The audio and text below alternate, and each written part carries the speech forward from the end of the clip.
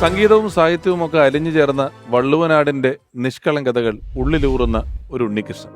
പാട്ടിലും കൊട്ടുവാദ്യങ്ങളിലുമെല്ലാം അതീവ തൽപരനായിരുന്ന അയാളെ കാലം കൈപിടിച്ച് കൊണ്ടു നടന്നെത്തിച്ചത് ഗാനമേള വേദികളിലോ കച്ചേരി വേദികളിലോ ഒന്നുമായിരുന്നില്ല.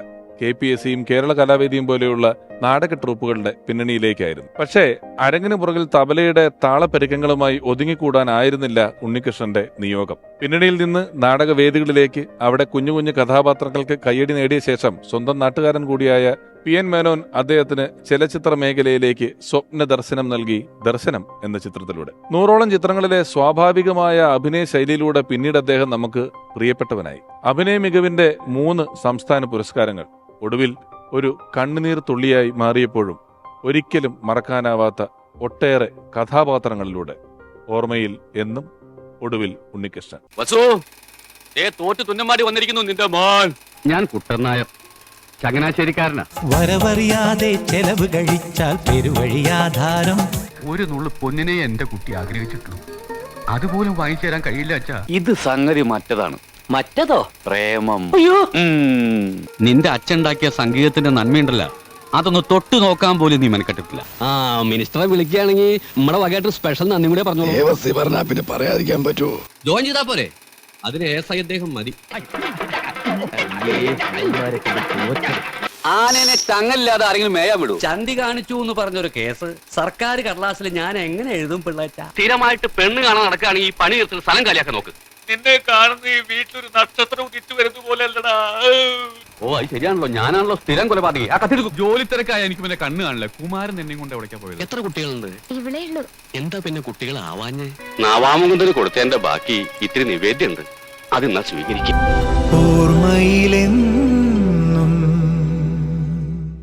ഓർമ്മയിലെന്നും ഒടുവിൽ ഉണ്ണികൃഷ്ണൻ എന്ന ഈ പരമ്പരയിൽ അദ്ദേഹത്തിന്റെ ഓർമ്മകളുടെ യാത്രയിലേക്ക് ആദ്യം എത്തുന്നത് സംവിധാനം ചെയ്ത 80% ചിത്രങ്ങളിലും ഒടുവിൽ ഉണ്ണികൃഷ്ണൻ എന്ന അതുല്യ പ്രതിഭയെ ഉപയോഗിച്ച ഒരു സംവിധായകൻ. ഒരുപാട് സൂപ്പർ ഹിറ്റ് സിനിമകൾ കാലത്തെ അതിജീവിച്ച് വീണ്ടും വീണ്ടും കാണുമ്പോഴെല്ലാം നമ്മുടെ മനസ്സിൽ ചിരി പടർത്തുന്ന ചിത്രങ്ങൾ സമ്മാനിച്ച സംവിധായകൻ സ്നേഹപൂർവ്വം സ്വാഗതം ചെയ്യുന്നു പ്രിയപ്പെട്ട രാജസേനൻ സാർ.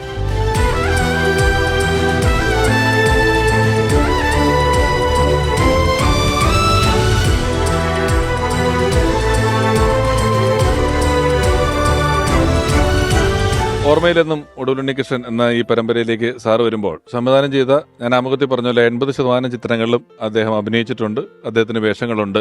ഇപ്പോഴത്തെ സിനിമകളിൽ കാസ്റ്റിംഗ് ഡയറക്ടർ എന്ന് പറയുന്ന ഒരു തസ്തികയുണ്ട്. അതായത് എഴുതിയ ശേഷം ഏത് വേഷം ആര് ചെയ്യണമെന്ന് തീരുമാനിക്കുന്ന ഒരു തസ്തിക. എന്നാൽ അന്ന് കാലത്തൊക്കെ എനിക്ക് തോന്നുന്നത് നിങ്ങളെപ്പോലുള്ള ആളുകളുടെ സിനിമകളുടെ ആലോചനയുടെ തുടക്കത്തിൽ പേന എടുക്കുമ്പോൾ തന്നെ ഈ നടന്മാർക്കുള്ള ഒരു കഥാപാത്രം അതിൽ വന്നു പെടുമായിരുന്നു, ഉണ്ടായിരുന്നു.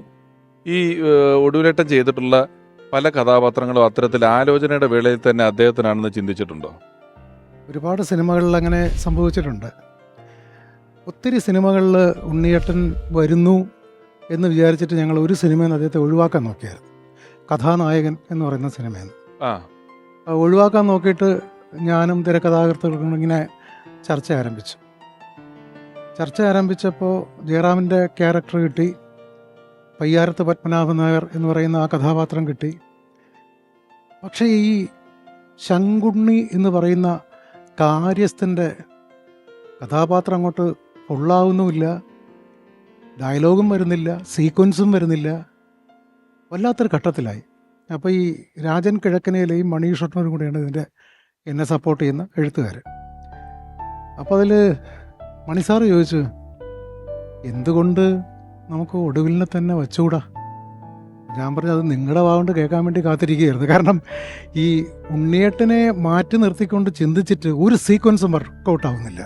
കാരണം ആ സിനിമയിൽ വളരെ ഈ കുറെ സത്യങ്ങൾ അറിയാവുന്ന ഒരാളും കൂടെ, അങ്ങനെ ഒരു പ്രാധാന്യമുണ്ട്. നർമ്മ മാത്രമല്ല, കഥാപരമായി വലിയ പ്രാധാന്യമുള്ള വേഷമാണ്. ശരിക്കും പറഞ്ഞാൽ പല സീക്വൻസിലും ഈ കലാമണ്ഡലം കേശവനെക്കാളും ജയറാമക്കാലും ഒക്കെ സ്കോർ ചെയ്യുന്ന ഒരു കഥാപാത്രമാണ് അദ്ദേഹം ചെയ്തിരിക്കുന്നത്. അപ്പോൾ വേറൊരു മുഖത്തുനിന്നും ഈ ശങ്കുണ്ണിയെ നമുക്ക് കിട്ടുന്നില്ലായിരുന്നു. അവസാനം തീരുമാനിച്ചു, ആ ശങ്കുണ്ണി ഉണ്ണിയേട്ടൻ തന്നെയാണ്. കഥാനായകൻ ഉൾപ്പെടെ ഇപ്പൊ മേലേപ്പറമ്പിലാണ് വീട്ടിലെ തമിഴ്നാട്ടില് ചായക്കട നടത്തുന്ന കുട്ടൻ നായർ എന്ന് പറയുന്ന കഥാപാത്രം.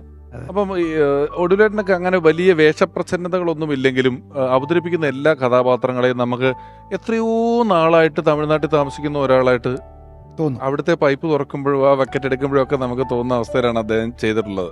പിന്നെ അദ്ദേഹത്തിൻ്റെ ഒരു പ്രത്യേകത എന്ന് പറഞ്ഞാൽ, ഒരു സിനിമ നമ്മൾ പറയുമ്പോൾ അതിൽ ചില ടിപ്പിക്കൽ മോമെൻറ്റ്സ്, മുഹൂർത്തങ്ങളുണ്ടാവും, വെരി ക്രിട്ടിക്കലുമായിട്ടുള്ള മോമെൻറ്റ്സ് ഉണ്ടാവും. അപ്പോൾ അതൊക്കെ പറഞ്ഞ് ഫലിപ്പിക്കാൻ, ഇപ്പോൾ മേലേപ്പറമ്പിൽ ആൺവീടിൽ തന്നെ ജയറാം പവിഴമായിട്ട് പ്രേമമായി, പ്രശ്നമായി, കല്യാണവും കഴിച്ചു. അപ്പോൾ ഞാൻ എന്തു ചെയ്യും, വീട്ടിലോട്ട് കൊണ്ടുപോയാൽ എങ്ങനെ? അപ്പോൾ പല പ്രാവശ്യവും വീട്ടിലൊരു ജോലിക്കാരുടെ പ്രശ്നം ജയറാം ഈ കുട്ടൻ നായരോട് പറഞ്ഞിട്ടുണ്ട്. അപ്പോൾ ഉണ്ണിയേട്ടൻ ഒരു സെക്കൻഡ് ആലോചിച്ചിട്ട്, എടാ അതിന് നീ ഇത്രയും വിഷമിക്കേണ്ട കാര്യമൊന്നുമില്ലല്ലോ, വീട്ടിലൊരു ജോലിക്കാരിയാണ് ആവശ്യമെങ്കിൽ ആ വേഷത്തിൽ അവളെയും കൊണ്ടുപോകും, അവിടെ ജാതകത്തിൽ അങ്ങനെ ഒരു ദോഷം ഉണ്ടെങ്കിൽ അതങ്ങ് തീരുകയും ചെയ്യുമല്ലോ എന്ന് പറയുന്ന ഡയലോഗ് ഒരു സാധാരണ നടൻ പറഞ്ഞാൽ കിട്ടത്തില്ല. അത് ഇത്ര സ്വാഭാവികമായിട്ട് പറ്റില്ല. ഇത് വലിയൊരു പ്ലാനോ ഐഡിയ പോലെയൊക്കെ നമുക്ക് തോന്നും. ഇത് അദ്ദേഹം വളരെ ജെനുവിനായിട്ടാണ് പറയുന്നത്. ചുമ്മാ അങ്ങ് പറയും. അപ്പോൾ അത്തരം വളരെ ക്രിട്ടിക്കലായിട്ടുള്ള സീക്വൻസ് കൈകാര്യം ചെയ്യാനും ഉണ്ണിയേട്ടനെ പോലൊരു നടൻ്റെ പ്രസക്തി വളരെ വലുതാണ്. Thank you sir. ഇരിക്കും.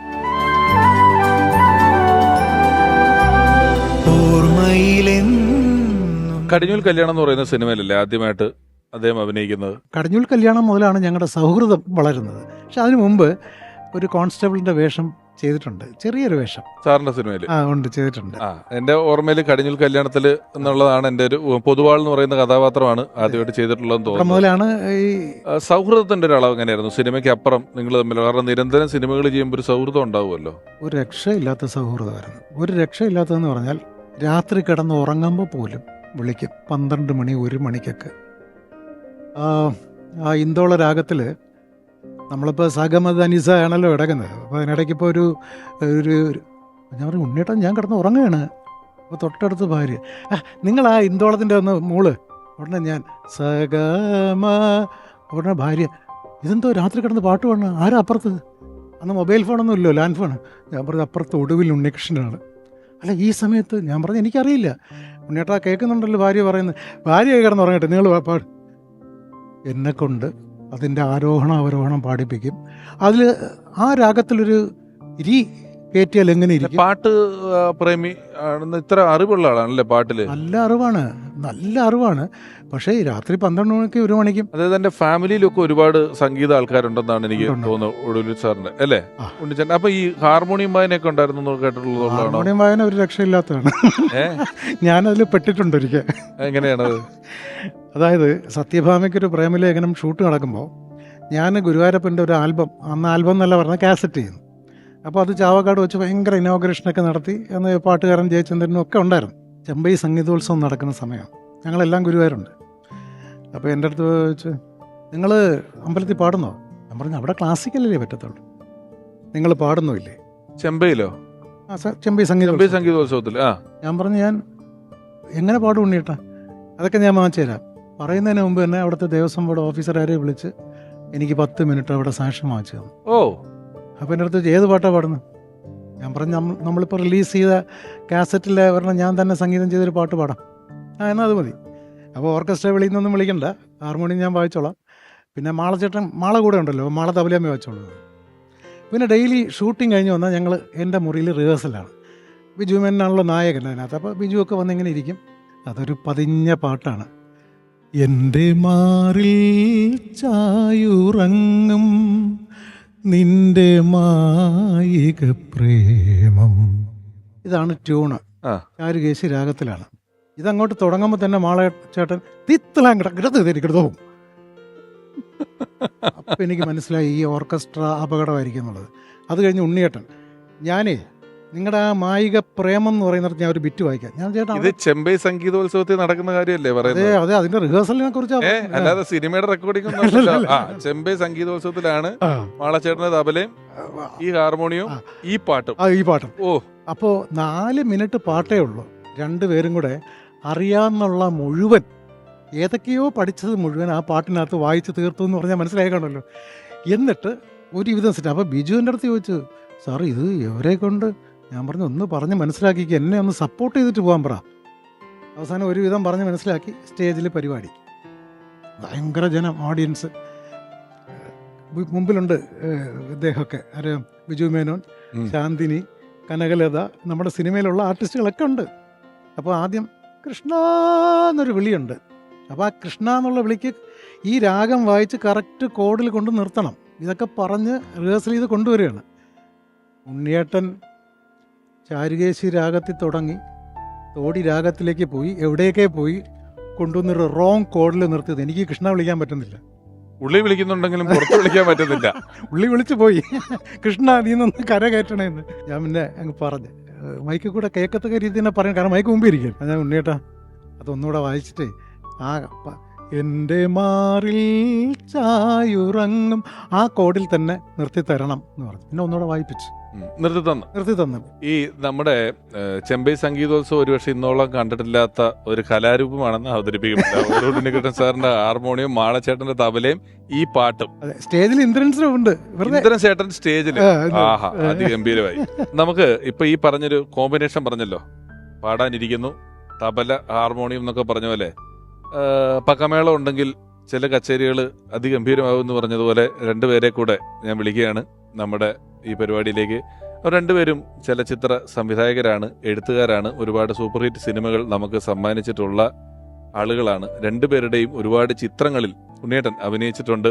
ജോണി ആന്റണി ചേട്ടൻ ഇവിടെ കൊച്ചി ഹനീഫയ്ക്കയുടെ എപ്പിസോഡിന് വന്നപ്പോഴാണ് ഞങ്ങൾക്ക് സിനിമ കാണുന്നതിനപ്പുറം പല ഉൾസൗഹൃദങ്ങളും അറിയാൻ ഞങ്ങൾക്ക് പറ്റിക്കൊള്ളണമെന്നില്ല. ജോണി ആന്റണി ചേട്ടൻ എന്നോട് പറഞ്ഞത് ഇന്നയാളെ വിളിക്കണം, ഇന്നയാളെ വിളിക്കണം, ഇവരൊക്കെ ഇന്നപോലെ ചില ബന്ധങ്ങളുള്ള ആളുകളാണ് എന്ന് പറയുകയും വിളിക്കുകയും ചെയ്തത്. അത്തരത്തിലുള്ള രണ്ടുപേരാണ് ഇനി വരുന്നത്. രണ്ടുപേരും ഒരുപാട് ഒരേ തലക്കെട്ടുകൾക്ക് അർഹനാണ്. എഴുത്തുകാരാണ്, സംവിധായകരാണ്, നർമ്മ ചിത്രങ്ങളിലൂടെ നമുക്ക് പ്രിയപ്പെട്ടവരായി മാറിയിട്ടുള്ളവരാണ്. സ്നേഹപൂർവ്വം ഓർമ്മയിൽ നിന്നും എന്ന ഈ പരിപാടിയുടെ എപ്പിസോഡിലേക്ക് സ്വാഗതം ചെയ്യുന്നു സംവിധായകൻ ജോസ് തോമസ് ആൻഡ് മെക്കാട്ടിൻ സാർ.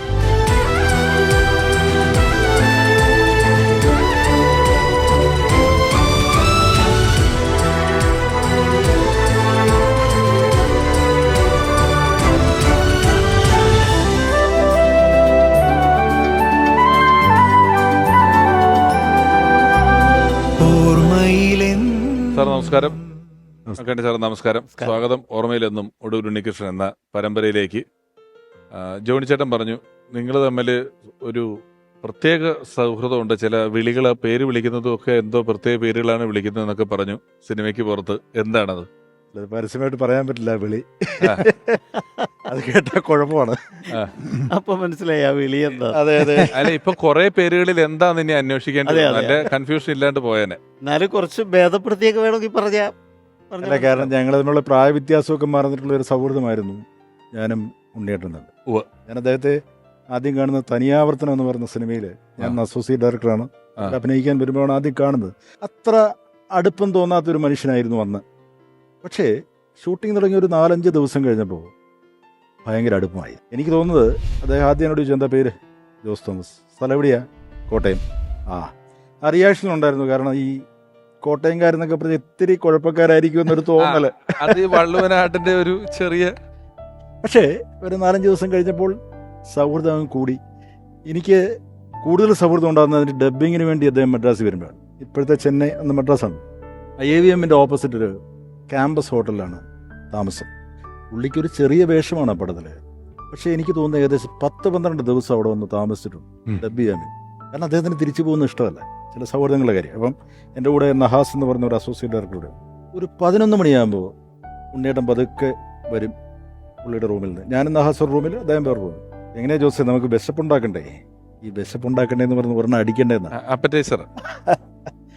അപ്പോൾ അന്ന് റമ്മാണ് പുള്ളിക്ക് ഇഷ്ടം. അപ്പം ഞങ്ങൾ പിരിവെടുത്ത് പോയി റം മേടിച്ചുകൊണ്ട് വരും. അങ്ങനെ ഈ 12 ദിവസവും. എന്നിട്ട് അവിടെ ഒരു തബലിസ്റ്റ് ഒരു ബാലൻ ഉണ്ടായിരുന്നു. പിന്നെ തബല വന്നു. ഇപ്പം എല്ലാവർക്കും അറിയാം, കോഴിക്കോടുള്ള പുള്ളി ബാലനോട് പറഞ്ഞു എനിക്കൊരു തബലയും ഹാർമോണിയം കൊണ്ടെത്താണ്. ഇത് രണ്ടും വന്നു കഴിഞ്ഞിട്ട് ഈ ഒരെണ്ണം അടിച്ചു കഴിഞ്ഞിട്ട് വിശപ്പുണ്ടാക്കാനാണ് കഴിക്കുന്നത് പറയും. പുള്ളി ഹാർമോണിയം എടുത്ത് കൊടുക്കും. പുള്ളി മ്യൂസിക് ഇടുക. മ്യൂസിക് ഇട്ടിട്ട് അതിന് ലിറിക് നമ്മൾ എഴുതണം. അങ്ങനെ നമുക്ക് പാട്ടെഴുതാൻ അറിയാവും. പക്ഷേ പുള്ളിയുടെ മ്യൂസിക്കിനനുസരിച്ച് പാട്ടെഴുതി കൊടുക്കും. പുള്ളി അത് സംഗീതം കൊടുത്ത് പാടും. ഭക്ഷണം കഴിക്കുന്നത് ചിലപ്പോൾ 4-5 മണിക്കായിരിക്കും. വിശപ്പുണ്ടായിട്ട് എത്തിപ്പോവും. ബെക്കാട്ടി സാറിനോ എപ്പോഴാണ് ആദ്യം കണ്ടതെന്ന് ഓർക്കുന്നത്? ആദ്യം കണ്ടത് നമ്മൾ രാജസേൻ സാറിന് വേണ്ടിയിട്ട് അനിയം ബാവ ചേട്ടൻ ബാവ എഴുതിക്കൊണ്ടിരിക്കുകയാണ്. അപ്പോൾ അതിലൊരു കഥാപാത്രം അമ്പിളിച്ചേട്ടനാണ്, ജഗദീഷ് ശ്രീകുമാറാണ്. ഷൂട്ടിങ്ങിന് ഒരാഴ്ച മുമ്പ് ചില അസൗകര്യങ്ങൾ പറഞ്ഞ് പുള്ളിക്ക് വരാൻ പറ്റില്ല എന്ന് പറഞ്ഞു. വേറെ എന്തു ചെയ്യും, വേറെ ഒന്നുമില്ല ആലോചിക്കാൻ, ഇനിയുള്ളതോ ഒടുവിൽ ഉണ്ണികൃഷ്ണൻ ചേട്ടൻ മാത്രമാണ്. പ്രധാന കഥാപാത്രം തന്നെയാണ്. പക്ഷെ ഒറ്റ പ്രശ്നമുണ്ട്, ഈ ഒരാഴ്ചക്കകത്ത് ഇത് മുഴുവൻ വെട്ടിത്തിരുത്തണം. എന്താ കാര്യം എന്ന് വെച്ചാൽ ജഗദീഷ് ശ്രീകുമാറിൻ്റെ റെൻഡറിങ് അല്ല ഈ ഒടുവിലാൻ ചേട്ടൻ. തിരുവനന്തപുരം വള്ളുവനാടുവാ. ഡിഫറൻ്റ് ആണ്. ഇപ്പോൾ ഇത് 2 കല്യാണാടാ എന്ന് പറയുന്ന ഒരു സ്ഥലമുണ്ട്. അത് ഇങ്ങനെ എഴുതിയാൽ അമ്പിളിച്ചേട്ടന് പറയാൻ പറ്റില്ല, അത് ഇദ്ദേഹത്തിന് മാത്രമേ പറ്റുള്ളൂ. അങ്ങനെ ഇങ്ങനെ ആക്കി മാറ്റാൻ ഒരാഴ്ച ഞങ്ങൾ എടുത്ത്, പക്ഷെ പെട്ടെന്ന് ആകും. മാത്രമല്ല ഇന്നും ഞാനത് പാലിക്കുന്ന ഒരു കാര്യം എന്താ വെച്ചാൽ, എൻ്റെ ഒരു സീക്രട്ടാണ്, അച്ഛൻ ക്യാരക്ടർ എഴുതണമെങ്കിൽ ഞാൻ ആദ്യം ചെയ്യുന്നത് ഒന്നുകിൽ ഒടുവിലാൻ ചേട്ടനെ മനസ്സിലേക്ക് അങ്ങ് ആവാഹിക്കും, തന്നെ ഡയലോഗ് വരും. പുള്ളി കയറിയ പിന്നെ ഡയലോഗാണ്. അതാണ് ഞാൻ നേരത്തെ സൂചിപ്പിച്ചത്. ഇനി ഇതല്ല എങ്കിൽ ചെയ്യുന്നത് തിലകൻ ചേട്ടനാണ്. ഇതിൽ 2-ൽ-1 കയറ്റി വെച്ച് കഴിഞ്ഞാൽ കൃത്യം ഡയലോഗ്, അത് ഒരച്ഛൻ പറയേണ്ട ഡയലോഗ് ഇവരുടെ മുഖത്ത് നിന്ന് നമുക്ക് കിട്ടും. അങ്ങനെയാണ് ആദ്യമായിട്ട് ഈ ഉണ്ണിയേട്ടനെ പരിചയപ്പെടുന്നത് ഈ ലൊക്കേഷനിൽ വരുമ്പോഴാണ്. അപ്പോൾ അത്ര അടുപ്പം ഇല്ലായിരുന്നെങ്കിലും ചില ചെറിയ സംഗീതപരമായ സംഭാഷണത്തിലൂടെ ഞങ്ങൾ അടുത്തു. പുള്ളിയോട് സംഗീതം പറയാൻ പോയാൽ പുള്ളി നിർത്തൂല. അതിൻ്റെ അങ്ങനെ ഒരു കുഴപ്പമുണ്ട്. സംശയങ്ങളല്ല, നമ്മളെ ട്രാപ്പിലാക്കുന്ന ചില കാര്യങ്ങൾ. പിന്നെ ചാരുകേശിരാഗത്തിൻ്റെ നിഷാദം ഇതായാൽ ഏത് രാഗമെന്നറിയോ? അപ്പോൾ നമ്മൾ കുടുങ്ങും. അപ്പോൾ നമ്മളൊരു സംഗീതജ്ഞനല്ല എന്ന് പുള്ളി വരുത്തി തീർക്കും പതുക്കെ. അത് ഇത്ര പാടുപെട്ട് വരുത്തി തീർക്കേണ്ട ആവശ്യമില്ല, അല്ലാണ്ട് തന്നെ നമുക്ക് വേണം സമ്മതിക്കാവുന്ന കാര്യമാണ്. പക്ഷേ എന്ന് വിചാരിച്ച് വേറെ അവഹേളനമൊന്നുമില്ല, പുള്ളി നമ്മളെ നന്നായി പ്രോത്സാഹിപ്പിക്കുകയും. ഒരു സിനിമയ്ക്ക് സംഗീതം നൽകിയിട്ടുണ്ട്, അറിയാലോ. ഭക്തിഗാനം ചെയ്തിട്ടുണ്ടെന്ന് ഞാൻ കേട്ടിട്ടുണ്ട്. സിനിമയ്ക്ക് ചെയ്തിട്ടുണ്ട്. മൂന്തേട്ടൻ വരുന്നു എന്ന് പറയുന്ന ഒരു സിനിമയ്ക്ക് സംഗീത സംവിധാനമോ? അതേതാ പാട്ട്? എന്തുകൊണ്ട് ആദ്യം ആ സിനിമയ്ക്ക് സർവം സഹായ എന്നായിരുന്നു പേര്. രഞ്ജിത്താണ് സ്ക്രിപ്റ്റ് എഴുതിയത്. അത് ശരി, കേട്ടിട്ടുണ്ട്. രവിഗുപ്തനാണ് ഡയറക്ടർ. ദശപുഷ്പം എന്നോ മറ്റോ പറയുന്നത്. അതൊരു വലിയ കോമഡിയാണ്. 11 പാട്ടുണ്ട്, 1ഉം 2ഉം അല്ല, 11 പാട്ട്. ജയറാം കളിയാക്കി കൊന്ന്. ജയറാം ചോദിച്ചു, ഉണ്ണിയേട്ടാ ഈ ദശം എന്ന് പറഞ്ഞാൽ എത്രയെന്ന് ചോദിച്ചു. 10. അല്ല, നിങ്ങൾ ചെയ്ത കാസറ്റിനകത്ത് 11 പാട്ടുണ്ടല്ലോ. അങ്ങനെ, എടാ അത് പാട്ടല്ല, അതൊരു ചെറിയ ശ്ലോകം, എന്നാലും അത് 11 എന്ന് പറഞ്ഞു. ജയറാം വിട്ടില്ല. പക്ഷേ ഉണ്ണിയേട്ടൻ തർക്കിച്ച് പിടിച്ച് നിന്ന അവസാനം. ഒരുപക്ഷെ നമ്മുടെ സിനിമ സദസ്സുകളിൽ അല്ലെങ്കിൽ സിനിമയ്ക്കുള്ളിലെ പാട്ടുകളെ കുറിച്ചുള്ള ചർച്ചകളിൽ ഏത് പാട്ട് ഏത് കൊല്ലം ഇറങ്ങി, ആര് പാടി, അതിൻ്റെ ഏത് വരിയിൽ എന്തർത്ഥമുണ്ട് എന്നൊക്കെ നമ്മൾ ചർച്ച ചെയ്താൽ കൃത്യമായി പറയാൻ അറിയാവുന്ന ഒരാൾ. നിങ്ങൾ സംവിധായകരാണ്, ഇനി വരുന്നതൊരു അഭിനേതാവാണ്, എഴുത്തുകാരനാണ്, തിരക്കഥ അദ്ദേഹം സിനിമകൾക്ക് ചെയ്തിട്ടുണ്ട്. എന്നാൽ ഒരുപാട് ചിത്രങ്ങളിൽ നായകനാണ് അദ്ദേഹം. സമീപകാലത്തായിട്ട് പല ചിത്രങ്ങളിലും, സമീപകാലത്തല്ല ചില സിനിമകളിലൊക്കെ പ്രതിനായക വില്ലൻ വേഷങ്ങൾ കൈകാര്യം ചെയ്തിട്ടുണ്ട്. ഇപ്പോൾ ക്യാരക്ടർ റോളുകളിൽ നമ്മളെ അത്ഭുതപ്പെടുത്തിക്കൊണ്ടിരിക്കുന്ന ഒരു നടൻ. നമ്മുടെ സമൂഹത്തിൻ്റെ ഏത് മേഖലയിൽ നിന്ന് ഏത് കഥാപാത്രത്തെ എടുത്ത് ഏൽപ്പിച്ചാലും, അതൊരു കോളേജ് പ്രൊഫസറാണെങ്കിലും അതൊരു ഓട്ടോ ഡ്രൈവറാണെങ്കിലും, എവിടെയുള്ള കഥാപാത്രങ്ങളെ കൊടുത്താലും ഏറ്റവും ഗംഭീരമായി നമുക്ക് മുന്നിൽ അവതരിപ്പിച്ചു തരുന്ന പ്രിയപ്പെട്ട നടൻ. സ്നേഹപൂർവ്വം ഓർമ്മയിലെന്നും ഒടുവിൽ ഉണ്ണികൃഷ്ണൻ എന്ന ഈ പരമ്പരയിലേക്ക് സ്വാഗതം ചെയ്യുന്നു പ്രിയപ്പെട്ട ജഗദീഷ് ഏട്ടൻ.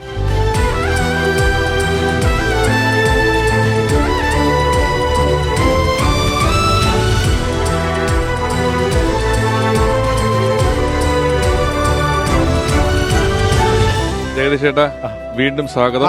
Thank you. സന്തോഷം. ഇരിക്കൂ.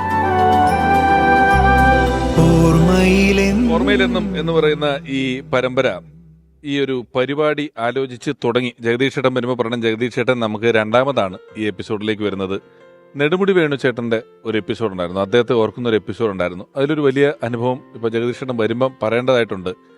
ഒരുപാട് നാളുകൾക്ക് ശേഷം ഒരു കത്ത് കിട്ടുക, പേപ്പറിൽ എഴുതിയിട്ട്, അത് പോസ്റ്റിലല്ല, പേപ്പറിൽ എഴുതിയിട്ട് അതിൻ്റെ ഫോട്ടോ എടുത്ത് അയച്ചു തരികയാണ് ചെയ്തത്. എനിക്കൊരു കത്ത് കിട്ടിയത് നെടുമുടി വേണുചേട്ടൻ്റെ ഭാര്യ അയച്ച കത്താണ്. നെടുമുടി വേണുചേട്ടൻ്റെ ഭാര്യ ഒരു ശീലചേച്ചി ഒരു 3 പേജ് ഈ എപ്പിസോഡ് കണ്ട ശേഷം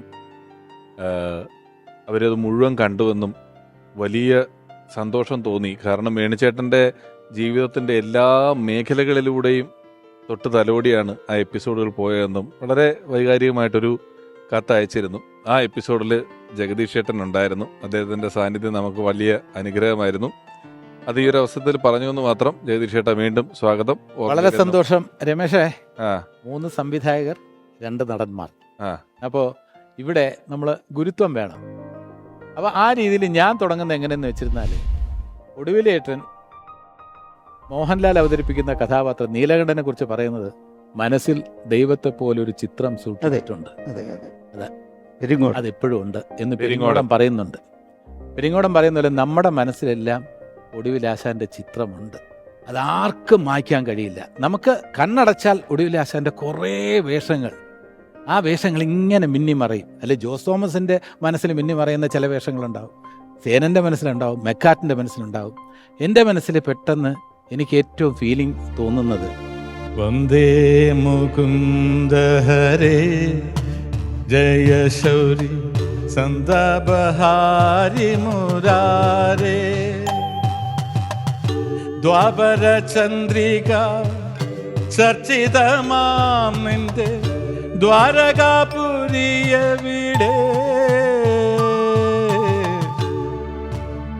വേറെ ഒന്നും പറയാനില്ല. ആശാനെ, ആശാൻ മോളിലിരുന്നതൊക്കെ കാണുന്നുണ്ട്. ആശാൻ എന്തൊക്കെ സംഭാവന നൽകിയിട്ടുണ്ട്. സംഗീതത്തെക്കുറിച്ചാണ് ഇവിടെ തുടങ്ങിയത്, ഇല്ലേ രമേശ്? അല്ല, ഞാൻ കൃത്യം ഇപ്പം രാജസേന സാറിന് ഒരു കച്ചേരിയുടെ കാര്യം പറഞ്ഞു, ഹാർമോണി എടുത്ത് രാത്രി പാടുന്ന കാര്യം പറഞ്ഞു. പാട്ട് പറഞ്ഞപ്പോഴാണ് ഞാൻ ജഗദീഷ് ചേട്ടനെ പറഞ്ഞത്, ഈ പാട്ട് കൃത്യമായിട്ട് നമ്മൾ അദ്ദേഹം അത്രയധികം പാട്ടിനെ ഇഷ്ടപ്പെട്ടിരുന്ന ഒരാളാണ്. പാട്ട് ഇപ്പൊ രാഗം ഉൾപ്പെടെ സംഗീതം ഇഷ്ടപ്പെടുന്ന ഒരുപാട് പേരുണ്ടാവും. സംഗീത ബോധം ഉണ്ടാവുക എന്ന് പറയുന്നത് മറ്റൊന്നാണ്, ഈ പറഞ്ഞ ഗണത്തിൽപ്പെട്ട ഒന്നല്ല. അതിപ്പം ഒരു മേളത്തിന്റെ ഒക്കെ ഒരാളുടെ ശരീരഭാഷ, എൻ്റെ ഒരു ഓർമ്മയിൽ ഇപ്പം തൂവൽ കൊട്ടാരം എന്ന് പറയുന്ന സിനിമയിലെ ഒരു രംഗം ഞാൻ ഓർക്കുകയാണ്. കാരണം മഞ്ജു വാര്യരുടെ അച്ഛനാണ് മുരളിയേട്ടൻ, സുകന്യയുടെ അച്ഛനാണ് ഒടുവിലേട്ടൻ. അപ്പം ആ സിനിമയിൽ ഈ മഞ്ജു വാര്യർക്ക് വേണ്ടി ജയറാമേട്ടനെ ഒരു പാറപ്പുറത്ത് കൊണ്ട് നിർത്തിയിട്ട് കുറേ നേരം മുരളിയേട്ടൻ ഒരു വലിയ ഡയലോഗ് പറഞ്ഞ ശേഷം സെന്റിമെന്റ്സ് ആയിട്ട് ഇതൊരു അച്ഛന്റെ അപേക്ഷയാണ്, സുകന്യ മാറിക്കൊടുക്കണം എന്ന് പറയുന്ന സീനാണ്.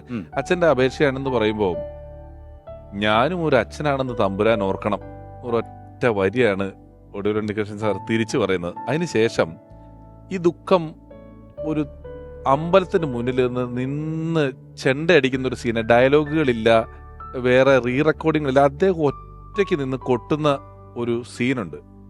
അവിടെയൊക്കെ നമ്മൾ ഈ പറഞ്ഞെടുത്തു നിന്നെല്ലാം ഒരു തികഞ്ഞ ആക്ടർ എന്നുള്ളൊരു നിലയിലേക്ക് അതിൻ്റെ ഒരു, കാരണം കൊട്ടുമ്പോൾ വെയിറ്റ് ഉണ്ട്, ഈ ഇതിനെല്ലാം ചെയ്യുന്ന സീനുകൾ നമ്മൾ കണ്ടിട്ടുള്ളതാണ് അദ്ദേഹത്തിന്റെ. ഞാനിപ്പോ ഇത് പറഞ്ഞപ്പം അല്ല, അത് പറയുമ്പോൾ ഇത് കണ്ട അവാർഡ് കമ്മിറ്റി എങ്ങനെ അവാർഡ് കൊടുക്കാതിരിക്കും? അതുകൊണ്ടാണ് കേരള സംസ്ഥാന ഗവൺമെന്റിന്റെ മികച്ച സപ്പോർട്ടിംഗ് ആക്ടർ എന്നുള്ള അവാർഡ് തൂവൽ കൊട്ടാരത്തിലെ ഈ പെർഫോമൻസിന് കിട്ടിയ കഥാപാത്രത്തിന് കിട്ടുന്നത്. മനസ്സിലായി?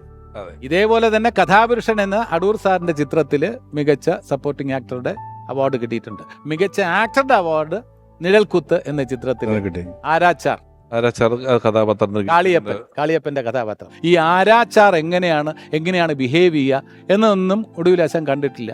നമ്മൾ ആരും കണ്ടിട്ടില്ല. നമ്മുടെ സമൂഹത്തിലുള്ള ഒരു കഥാപാത്രം അല്ല നമ്മൾ കണ്ടിട്ടുള്ളതല്ല. പക്ഷേ നമ്മൾ കണ്ടാൽ അതിന്റെ ഈ ആരാച്ചാരുടെ മനസ്സിലുള്ള ആ വ്യഥ, പിന്നെ ആരാച്ചാർ ഒരു എല്ലാം അനുഷ്ഠിക്കുന്ന രീതിയിൽ ഈ കർമ്മം പോലും ദൈവത്തിൻ്റെ നിയോഗമാണെന്ന് ചിന്തിച്ച് പ്രവർത്തിക്കുന്ന രീതിയിൽ ഒരു പൂജാകർമ്മങ്ങളൊക്കെ നടത്തി ഈ കർമ്മം ചെയ്യുന്നതിന് മുമ്പ്, ഇങ്ങനെ തൂക്കിക്കൊല്ലുന്നതിന് മുമ്പ് ആ ചെയ്യുന്ന കാര്യങ്ങൾ, കുടുംബത്തിൻ്റെ കാര്യങ്ങൾ, മകനോടുള്ള കാര്യങ്ങൾ, ഇതൊക്കെ അഭിനയിച്ച് ഫലിപ്പിക്കാൻ ഒടുവിലാശാനല്ലാതെ ആരെ കൊണ്ടും പറ്റില്ലെന്ന് അടൂർ സാറിന് തോന്നിയിട്ടുണ്ടെങ്കിൽ അതിന് കാരണം ഒടുവിലാശാന്റെ പ്രതിഭ തന്നെയാണ്. 3 സംവിധായകരുണ്ട്.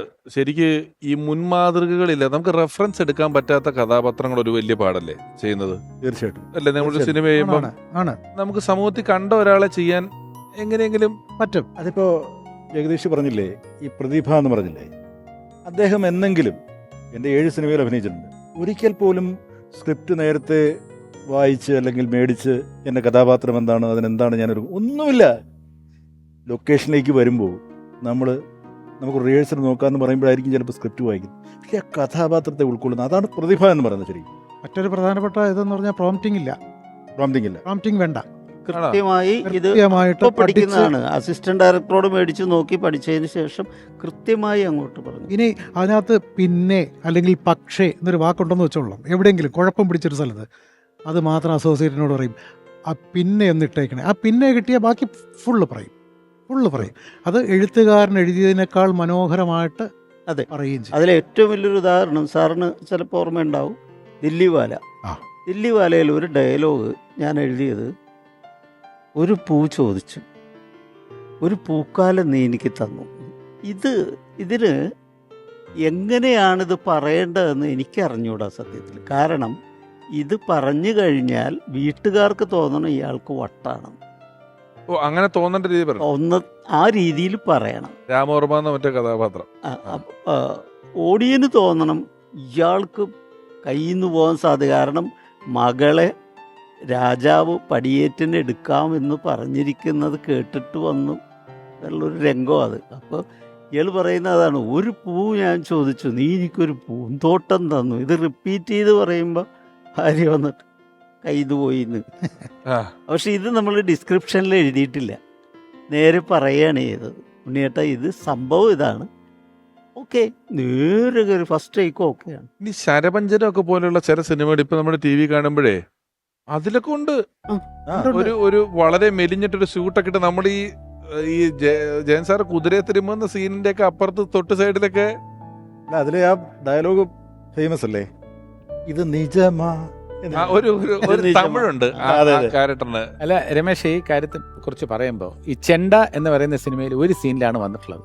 വിൻസെന്റ് മാഷ്, ഹരിഹരൻ സാർ എന്നൊക്കെ പറഞ്ഞാൽ ഇവര് ഒരു സീൻ കണ്ടാൽ തന്നെ ഒരു ആക്ടറുടെ പൊട്ടൻഷ്യൽ എന്തെന്ന് മനസ്സിലാക്കും. വിൻസെന്റ് സാർ ഒരുപാട് പടത്തിൽ റിപ്പീറ്റ് ചെയ്തിട്ടുണ്ട് ഒടുവിലാശാനെ. ഹരിഹരൻ സാറിന്റെ ഒട്ടുമുക്കാൽ പടങ്ങളിലുണ്ട് വന്നിട്ടുണ്ട്. ഒരിക്കൽ ഒടുവിലാശാനെ ഇട്ടാൽ ഇപ്പൊ സേനൻ തുടരെ റിപ്പീറ്റ് ചെയ്തു. തോമസിന്റെ എത്രയോ പടങ്ങളിലുണ്ട്, റാഫി മെക്കാട്ടിൻ ചിത്രങ്ങളിൽ ഒടുവിലാശൻ, സത്യനന്ദിക്കാട് ചിത്രങ്ങളിൽ. സത്യനന്ദിക്കാട് കാസ്റ്റ് ചെയ്താൽ പിന്നെ പെർമനന്റ് ആണ്, വേറെ പ്രശ്നമൊന്നും ഒതുക്കുന്നില്ല. അത്രയ്ക്ക് ഒരു സംവിധായകൻ ഒരിക്കൽ കാസ്റ്റ് ചെയ്ത് കഴിഞ്ഞാൽ പിന്നെ തുടരെ സാന്നിധ്യം ഭയങ്കര. അതാണ് പല വേറെ ഒരാളെ നമുക്ക് കാസ്റ്റ് ചെയ്യാൻ തോന്നൂല. അതെ, ആ കാര്യത്തിൽ അത് കറക്റ്റ്. പശു എന്ന് വിളിച്ചോണ്ട് വന്നില്ലേ, പൊന്മുട്ടയിടുന്ന താറാവിലെ പാപ്പി, പൊന്മുട്ടയിടുന്ന താറാവിലെ പാപ്പി എന്ന് പറയുന്ന കഥാപാത്രം. പിന്നെ ഇപ്പൊ ഈ ഇടയ്ക്ക് ഞാൻ ഇന്റർനെറ്റില് മറ്റേ കണ്ടപ്പെടും, നമ്മൾ അന്നൊന്നും സിനിമ കാണുമ്പോൾ അങ്ങനെ ഒരു കാഴ്ചയിലില്ലല്ലോ, നമ്മൾ അത്ര സൂക്ഷ്മമായ കാഴ്ചകളില്ല. അല്ലെങ്കിൽ തന്നെ ഒരാൾ പറഞ്ഞ ശേഷം കാണുന്ന ഒരു സീൻ ഇത് നമ്മുടെ, എനിക്ക് തോന്നുന്നു സന്ദേശത്തിലാന്ന് തോന്നുന്നു. അതായത് ഒടുവിൽ സാർ ചിരിച്ചോണ്ടിരിക്കുമ്പം പെട്ടെന്ന് ആരോ ചീത്ത വിളിക്കുമ്പോൾ മുഖത്ത് തടവുമ്പോ ഫുൾ എക്സ്പ്രഷൻ മാറി മോർഫിങ്. അത് സന്ദേശം എന്ന് പറയുന്ന ചിത്രത്തില് സിദ്ദിഖ് ഒന്ന് വീഴുന്നുണ്ട്, താഴെ വീഴുന്നുണ്ട്. അപ്പൊ സിദ്ദിഖ് താഴെ വീഴുമ്പോൾ, അഗ്രികൾച്ചറൽ ഓഫീസറാണ് സിദ്ദിഖ്. അപ്പൊ ഈ താഴെ വീഴുന്നത് പിന്നെ സിദ്ദിഖ് ഈ ഒടുവിലാശാൻ ചിരിക്കുന്നത് കാണാൻ പാടില്ല. അപ്പൊ പുള്ളിക്ക് ചിരി വരുന്നുണ്ട്. അപ്പൊ അതെങ്ങനെ കുറഞ്ഞു പെട്ടെന്ന് എടുത്ത് മാറ്റി വെക്കുകയാണ്. അത് സത്യനന്ദിക്കാട് സാറോ മറ്റൊരു ഇന്റർവ്യൂവിൽ പറഞ്ഞപ്പോഴാണ് ഉണ്ണിയേട്ടന്റെ സ്നേഹം അപകടമാകുന്നൊരു സാഹചര്യമുണ്ട്. നേരത്തെ പറഞ്ഞില്ലേ, ഒരു സീൻ അഭിനയിച്ചിട്ട് ഡബ് ചെയ്യാൻ 12 ദിവസം അവിടെ കിടന്നു എന്ന് പറഞ്ഞില്ലേ. അപ്പോൾ ഇപ്പോൾ എൻ്റെ സിനിമയ്ക്കാണ് വരുന്നത് വെച്ചോളാം, എൻ്റെ സീൻസ് പുള്ളിയുടെ കഴിഞ്ഞു, 10-40 സീൻ ഉണ്ടായിരുന്നാലും കഴിഞ്ഞു, പോവില്ല അപ്പോൾ ഇഷ്ടമല്ല, കാരണം നമ്മളെ അങ്ങ് സ്നേഹിച്ചു പോയി. അപ്പോൾ അടുത്ത പടത്തിൻ്റെ ആൾക്കാർ ഇങ്ങനെ വരികയാണ്, വണ്ടി ഇങ്ങോട്ടൊക്കെ വന്നിങ്ങനെ നിൽക്കുകയാണ്, ഞാൻ വരാം, ഞാൻ വന്നോളാം.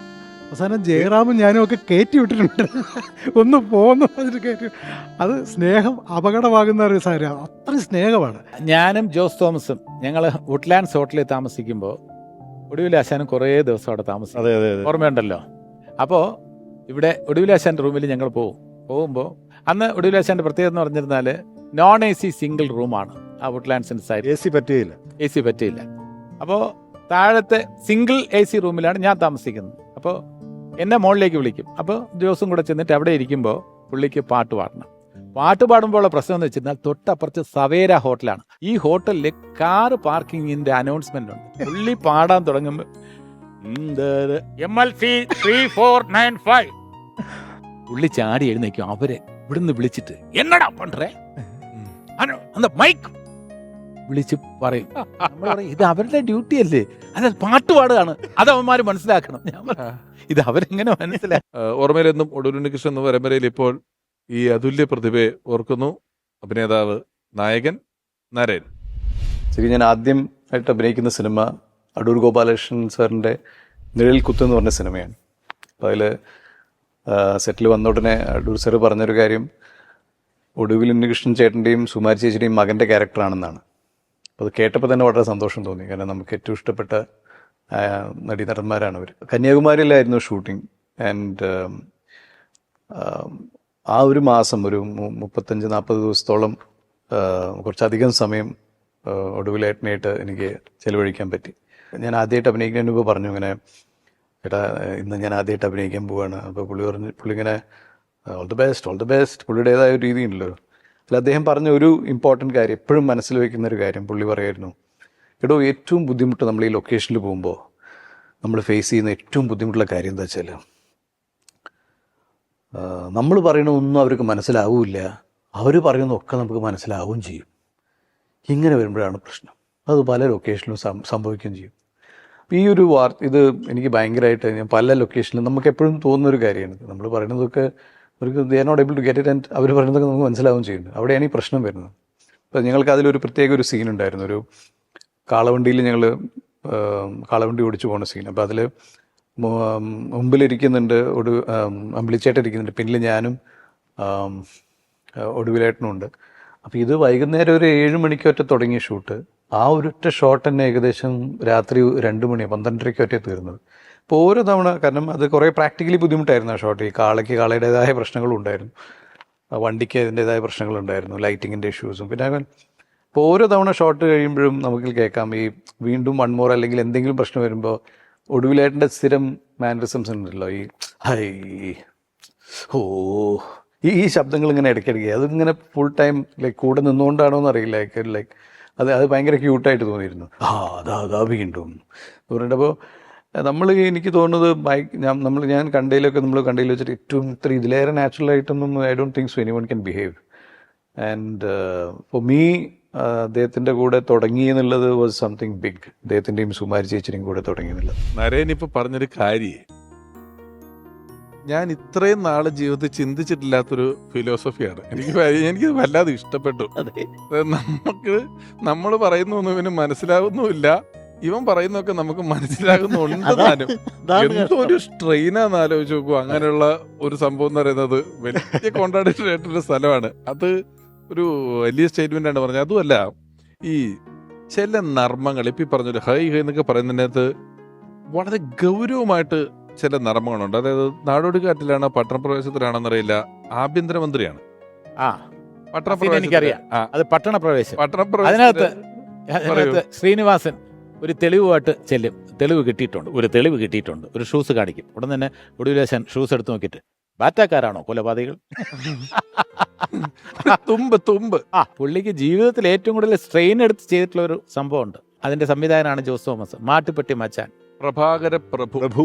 അതില് തിരുവനന്തപുരം ഭാഷ അമ്പിളിച്ചേട്ടൻ്റെ കൂടെ മത്സരിക്കാന്ന് പറഞ്ഞാൽ തിരുവനന്തപുരം ഭാഷ അരച്ച് കലക്കി കുളിച്ചിട്ടുള്ള ആളാണ് അമ്പിളിച്ചേട്ടൻ. എല്ലാം നമ്മള് പോതരവ് എന്നൊക്കെ പറയുന്ന സംഭവങ്ങൾ അധികം എന്തൊരു പോതരവ് കാണുമ്പോ തന്നെ എന്റെ അമ്മച്ചി എന്തൊരു ഭംഗി എന്നൊക്കെ പറഞ്ഞത് കണ്ണൊക്കെ ഉരുട്ടി അമ്പിളിച്ചേട്ടൻ ഇത് കാണിക്കുമ്പോൾ അതിന്റെ കൂടെ ഈക്വലായിട്ട് 1 ഇഞ്ച് പോലും താഴാത്ത രീതിയിൽ തിരുവനന്തപുരം ഭാഷ പിടിച്ചു എന്ന് ഒടുവില്ല. അന്നത്തെ കാലത്ത് ഇപ്പൊ ഈ ഉണ്ണിയേട്ടനുമായിട്ട് ഭയങ്കര ആത്മബന്ധം എന്ന് പറയില്ലേ. അപ്പൊ നമ്മളൊരു സിനിമ ആലോചിക്കുമ്പോൾ തന്നെ, ഉണ്ണിയേട്ടാ ഒരു സിനിമയുണ്ട് അടുത്ത മാസമാണെന്ന്, പറഞ്ഞാൽ വരൂ, ഞാനുണ്ട്, റെഡിയാണ്. അത് ആ ബന്ധത്തിൻ്റെ. അപ്പം ഇങ്ങനെ ഒരു സബ്ജക്റ്റ് വന്നു കഴിഞ്ഞപ്പോൾ അമ്പിളിച്ചേട്ടൻ ഓക്കെ, ഒടുവിലിനെ ഇട്ടാൽ ഇത് ഒട്ടും ശരിയാവില്ല. ഞങ്ങളങ്ങ് തീരുമാനിച്ചു. ഉദയൻ്റെയും സിബിയുടെയും 2ാമത്തെ സ്ക്രിപ്റ്റാണ്. ഞങ്ങൾ തീരുമാനിച്ചു ഉണ്ണിയേട്ടൻ വേണ്ട, വിളിച്ച് പറയാം ഉണ്ണിയേട്ടാ ബുദ്ധിമുട്ടാവുമെന്ന് പറയാം. ഓൾറെഡി വാക്കും കൊടുത്തു. അപ്പം ഞാൻ വിളിച്ചു ഉണ്ണിയേട്ടാ ചെറിയ പ്രശ്നമുണ്ട്, ട്രിവാൻഡ്രം സ്ലാങ്ങാണ്, അമ്പിളിച്ചേട്ടനാണ് ഓപ്പോസിറ്റ് നിൽക്കുന്നത്, അതിന് അത് ഉണ്ണിയേട്ടനത് ബുദ്ധിമുട്ടാകും എന്ന് ഇയാളോട് ആരാ പറഞ്ഞത്? അല്ല ഞാൻ ചെയ്യും, വരുന്നു, യാതൊരു പ്രാക്ടീസ്. നമ്മൾ ഇപ്പോഴൊക്കെ ആണെങ്കിൽ ഒരുപാട് ട്രെയിനിങ് കൊടുത്ത് അങ്ങനൊന്നുമില്ല, എടുത്തങ്ങ് പറയുകയാണ്. ആ ചേവല കൂതറ എന്നൊക്കെ പറഞ്ഞിട്ട് മനസ്സിൽ ഒരു തയ്യാറെടുപ്പ് നടത്തിയിരിക്കും. കോച്ചിങ് ഒന്നും വാങ്ങിച്ചിട്ടില്ല. പിന്നെ ചെറിയ സാധനങ്ങൾ അമ്പിളിച്ചേട്ടൻ കറക്റ്റ് ചെയ്ത് കൊടുക്കും. അതെ എന്തെങ്കിലും അതില് വലിക്കുന്നൊക്കെ ഇങ്ങനെ ഈ സിഗരറ്റ് വലിക്കുക, ഇത് സഫാരി സൂട്ടും കൂളിംഗ് ഗ്ലാസും ഒക്കെ ഇട്ടിട്ട് അച്ഛൻ്റെ പേര് അച്ഛൻ്റെ അച്ഛൻ നസീറിനോട് ചോദിക്കുന്നത്. ഉണ്ടോ? അയ്യോ, അത് ഇപ്പൊ ജയകൃഷ്ണൻ പറഞ്ഞപ്പോൾ ആ ക്യാരക്ടർ പെട്ടെന്ന് നമ്മൾ ഒരു രീതിയിൽ കാസ്റ്റ് ചെയ്യുന്ന ഒരാളും ചിന്തിക്കാത്ത ഒരു ക്യാരക്ടറാണ് അദ്ദേഹത്തിന്. അത്രയും തിരുവനന്തപുരം ഭാഷ പറയുന്ന വേഷം. അവിടെയാണ് വള്ളുവനാട്ട് രഘു ആദ്യം പറഞ്ഞ പ്രതിഭയുടെ കാര്യം എന്ന് പറയുന്നത്. അതെ അതെ. ഒരു തികഞ്ഞ ആർട്ടിസ്റ്റാണ്. ഇപ്പം നമ്മൾ നേരത്തെ പഴയ വിൻസെന്റ് മാഷിന്റെ പടത്തിലൊക്കെ പറഞ്ഞിട്ടുണ്ട്. ആ സിനിമകളൊക്കെ നോക്കുമ്പോൾ അന്നത്തെ കാലത്ത് നാടകത്തിൽ നിന്ന് വന്ന ഒരു നടനാണ്. പക്ഷെ എന്തെങ്കിലും ഒരു നാടകത്തിന്റെ അംശം സ്ക്രീനിൽ കാണിച്ചിട്ടുണ്ട്. അത് വരത്തില്ല. വളരെ നാച്ചുറലായിട്ട് അഭിനയിക്കുന്ന, ജസ്റ്റ് ബിഹേവ് ചെയ്യുള്ളൂ. നാടകത്തിൽ എന്ന് പറഞ്ഞാൽ പക്ക കമേഴ്സ്യൽ നാടകം. കലാനിലയത്തിൽ yes, yes. 4 വർഷം അഭിനയിച്ചിട്ടാണ് പിന്നീട് KPSC വരുന്നത്. അതെ അതെ അതെ. KPSCയിൽ കുറച്ചു കാലം, അതിനുശേഷമാണ് സിനിമയിലോട്ട്. സിനിമയിൽ ചെറിയ വേഷം. പിന്നെ എനിക്ക് കിട്ടിയ ഏറ്റവും വലിയ ഭാഗ്യം എന്ന് പറയുന്നത് പൂരം എന്ന് പറയുന്ന സിനിമയിൽ അത് നൈറ്റാണ് കൂടുതൽ ഷൂട്ടിംഗ്. നെടുമുടി വേണുചേട്ടൻ സംവിധായകൻ. അപ്പോൾ ഈ നൈറ്റ് ഷൂട്ടിംഗ് കഴിഞ്ഞിട്ട് എനിക്കും ഉണ്ണിയേട്ടനും ഒരു കോമൺ ആയിട്ടുള്ള ഒരു കാര്യമുണ്ട്. എനിക്ക് നൈറ്റ് കഴിഞ്ഞിരുന്നാലും പകലധികം ഞാൻ കിടന്ന് ഉറങ്ങാറില്ല. ഓടിപ്പോയാൽ ഒരു 8 മണി 9 മണി കഴിഞ്ഞാൽ പിന്നെ വൈകുന്നേരം വരെ ഫ്രീ ആണ്. ഒടുവിൽ ഏട്ടൻ എന്ത് ചെയ്തെന്ന് വെച്ചിരുന്ന അടുത്ത ഒരു ചെറുതുരുത്തി ഗസ്റ്റ് ഹൗസിലാണ് താമസം. അടുത്ത ഒരാളെ വിട്ട് തബല സംഘടിപ്പിച്ച് ജഗന്നാഥൻ ചേട്ടനും കൂടെ ഉണ്ട്. ജഗന്നാഥൻ ചേട്ടൻ്റെ അടുത്ത് പാട്ട് കംപ്ലീറ്റ് പുള്ളി കമ്പോസ് ചെയ്തിട്ട് ജഗന്നാഥൻ ചേട്ടൻ്റെ അടുത്ത് വരികൾ എഴുതാൻ പറഞ്ഞു. ജഗന്നാഥൻ ചേട്ടൻ കുറച്ചൊക്കെ അല്ലേ കേട്ടിട്ടില്ലേ, കുറച്ചൊക്കെ എഴുതി. അന്ന് ലോഹിതദാസ് എഴുതിയ 2 വരി എനിക്ക് ഇന്ന് ഓർമ്മയുണ്ട്. അത് ഉണ്ണിയേട്ടൻ കമ്പോസ് ചെയ്ത് എനിക്ക് ഓർമ്മയുണ്ട് ഹാർമോണിയത്തിൽ വെച്ച്. അത് 2 വരി എനിക്ക് ഓർമ്മയുള്ളൂ കേട്ടോ. ആര്യമാവിനെ സ്നേഹിച്ച പൂവേ സൂര്യകാന്തി പൂവേ, ആര്യമാവിനെ സ്നേഹിച്ച പൂവേ സൂര്യകാന്തി പൂവേ. ഇത്രയും അന്ന് കമ്പോസ് ചെയ്തതിൻ്റെ ഓർമ്മയാണ് ഞാൻ പറയുന്നത്. മാത്രമല്ല പിന്നെ പുള്ളി ഒരു വലിയ MGRന്റെ ഫാനായിരുന്നു. അറിയാമോ അത്? ഇല്ല, അതും അറിയില്ല, ഇപ്പൊ പറഞ്ഞൊന്നും അറിയത്തില്ല. MGR ഇത് ഞാൻ പ്രേക്ഷകരോടും കൂടെ പറയണേ, ഇത് ഇപ്പൊ നമ്മൾ കേൾക്കുന്നത് നമ്മൾ കണ്ട കുറെ കഥാപാത്രങ്ങൾ നമ്മുടെ കൂടെ ഓർമ്മ. ഇതൊക്കെ ഏതോ ഹോട്ടൽ മുറികളിൽ 4 ചുമരുകൾക്കുള്ളിൽ ഇവര് നമ്മൾ കണ്ട സിനിമയുടെ ആളുകൾ, നമ്മൾ സ്ക്രീനിൽ കണ്ട ടൈറ്റിൽ കാർഡുകളിൽ കണ്ട ആളുകൾ ഉള്ള സ്വകാര്യ നിമിഷങ്ങളിലുള്ള സന്തോഷങ്ങളെ കുറിച്ചാണ് നമ്മൾ കേട്ടോണ്ടിരിക്കുന്നത്. വലിയ കാര്യമാണ്. MGRന്റെ കടുത്ത ആരാധകനെന്നോ ഫാനെന്നൊക്കെ വിശേഷിപ്പിക്കാം. 12ാമത്തെ വയസ്സിൽ മൂത്ത സഹോദരിയുടെയോ അല്ലെങ്കിൽ അമ്മയുടെ ജ്യേഷ്ഠത്തിയുടെയോ മറ്റോ മാല മോഷ്ടിച്ച് പണയം വെച്ച് ചെന്നൈയിലേക്ക് വണ്ടി കയറി. 12ാമത്തെ വയസ്സിൽ അവിടെ പോയി. വേറൊരു കൂട്ടുകാരനും കൂടെ ഉണ്ടായിരുന്നു തോന്നുന്നു. 2 പേരും കൂടെ പോയി അവിടെ വാഹിനി സ്റ്റുഡിയോ. എത്ര 60 രൂപ എന്തോ കിട്ടി. 60 രൂപ. ഈ 60 രൂപയും കൊണ്ട് ട്രെയിൻ കയറി ചെന്നൈ പോയി. വാഹിനി സ്റ്റുഡിയോയിൽ പോയാൽ MGRനെ കാണാമെന്ന് പറഞ്ഞു. അവിടെ കോടമ്പക്കത്ത് പോയി വാഹിനി സ്റ്റുഡിയോ പോയി. MGRനെ ഒന്നും കാണാൻ പറ്റിയില്ല. അപ്പോൾ അതിന് അന്ന് അദ്ദേഹം തന്നെ പറഞ്ഞിട്ടുണ്ട് 50 പൈസയോ മറ്റോ ആണെന്ന് ഈ ടാക്സി ഫെയർ ആയിട്ട്. അന്ന് ഓട്ടോ ഉണ്ടെന്ന് തോന്നുന്നില്ല എനിക്ക്. ടാക്സി ഒക്കെ എടുത്ത് സ്റ്റുഡിയോയിൽ കാണാൻ ശ്രമിച്ചു. MGRനെ കണ്ടിട്ടില്ല. പക്ഷേ ഇതിൻ്റെ ഒരു സംഭവം എന്ന് പറഞ്ഞാൽ ഈ പൂരം ആ ദിവസങ്ങളിലെ ഷൂട്ടിങ്ങിൽ MGRന്റെ സോങ്സ് എന്നെ വിട്ട് പാടിക്കും. ഹാർമോണിയുണ്ട്, തബലയുണ്ട്. ഇപ്പൊ വേറെ കൂട്ടുകാർ പുള്ളി എവിടെ ചെന്നാലും മാലയോഗം സമയത്ത് അറിയാമല്ലോ, ആറ്റിങ്ങലില് ഹോട്ടലില് കൂട്ടുകാരിങ്ങ് വരും. ചിലർ ഇൻസ്ട്രുമെന്റ്സും കൊണ്ടുവരും, പിന്നെ ചിലർ കുപ്പിയും കൊണ്ടുവരും. അതാണ് അതുകൊണ്ട് അപ്പൊ അതിനെ ഞാൻ പറയും ഉണ്ണേട്ടാ അത് കൂടുതൽ അല്ല നാളെ വർക്കുണ്ട് 2 നിർത്തുന്നു. നമ്മൾ ഈ 6ാം നമ്പരനൊക്കെ കാണുമ്പോഴാണ് ഈ നടക്കുന്നുണ്ടോ ഇല്ലയോ എന്നൊന്നും നമുക്ക് അറിയില്ലേലും ഈ ലാലേട്ടനൊക്കെ ഇരുന്നങ്ങ് പറയുമല്ലോ, ഇന്ന് രാത്രി ഒരു റമ്മ്, അത് കഴിഞ്ഞിട്ട് ഹബീബുള്ള സ്ട്രീറ്റിൽ പോകുന്നു, കിഷൻ റാത്തോട് പാടുന്നു എന്നൊക്കെ പറഞ്ഞിട്ടേ ഇത് നമുക്ക് സിനിമ കേട്ടല്ലോ. ഇതിപ്പോ അതുപോലെയാണ്. രാവിലെ ഇവിടെ ചെറുതുരുത്തി ഗസ്റ്റ് ഹൗസിൽ പിന്നെ ഗാനങ്ങളാണ്. MGR സോങ്സിന് എന്നെ വിട്ട് പാടിക്കും. ഞാൻ ഓർത്തെടുത്ത് ചില പാട്ടുകളൊക്കെ പാടും. പുള്ളി അത് ഹാർമോണിയം കൂടെ വായിക്കുമ്പോൾ എനിക്ക് തന്നെ ഒരു കോൺഫിഡൻസ് തോന്നും. പാട്ട് എത്രത്തോളം നീതി പുലർത്തിയെന്നൊന്നും എനിക്കറിയില്ല. പക്ഷെ ഉണ്ണിയോട്ട് ഓക്കെ എന്നൊക്കെ പറയും.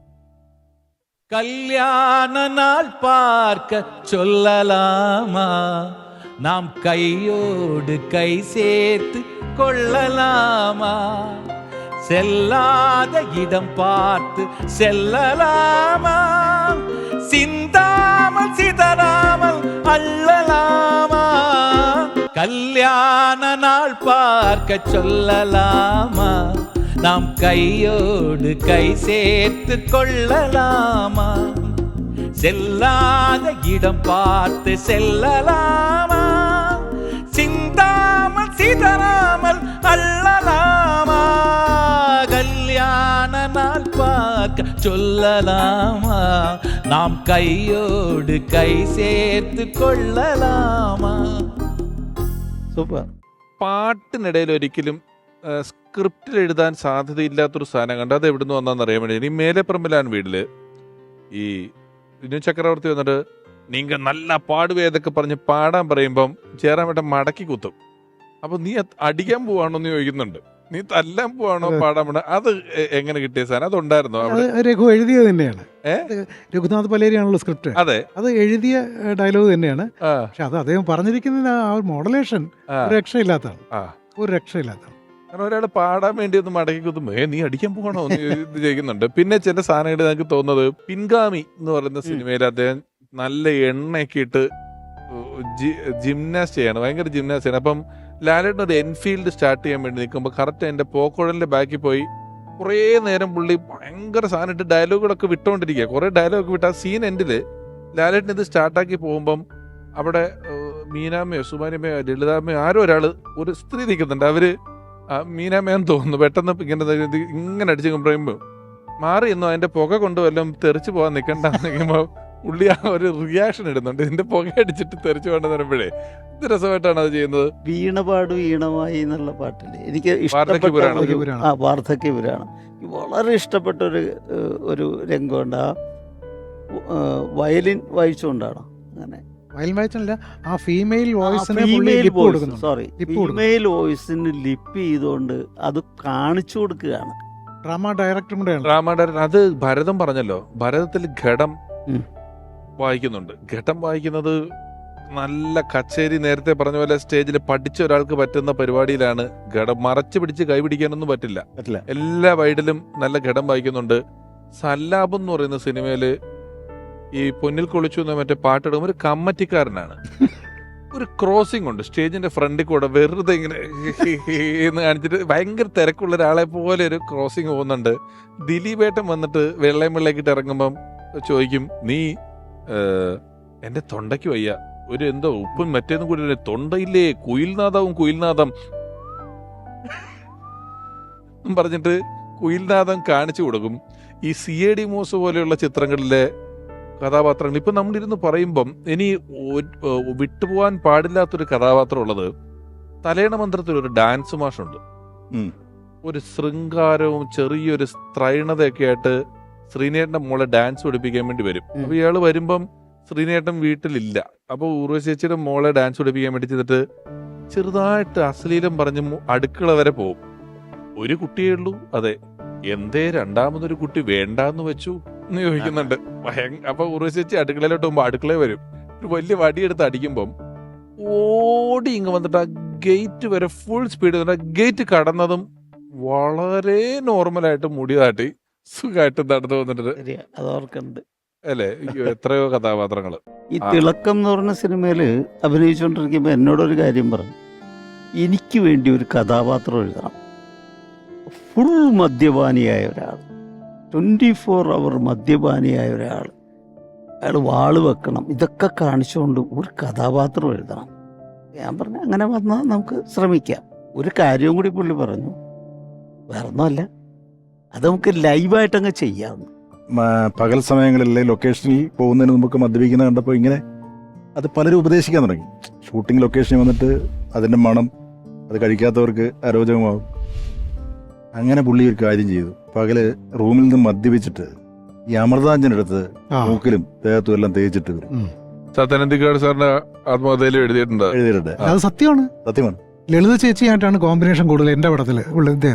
ലളിത ചേച്ചി പറയും, ഉണ്ണിയേട്ടാ ഒരു കാര്യം, ഏതെങ്കിലും ഒരു നാറ്റം ഞാൻ സഹിക്കാം, ഇത് രണ്ടും കൂടെ കൊണ്ടുവരരുത്.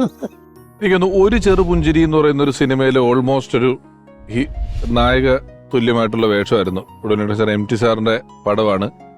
അതില് ഭാര്യയുടെ പേര് നോക്കി കൊടുക്കുകയും ഒക്കെ ചെയ്യുന്ന ഒരു വാർദ്ധക്യം ആഘോഷിക്കുന്ന ദമ്പതികളുടെ കഥാപാത്രമാണ് ചെയ്തത്.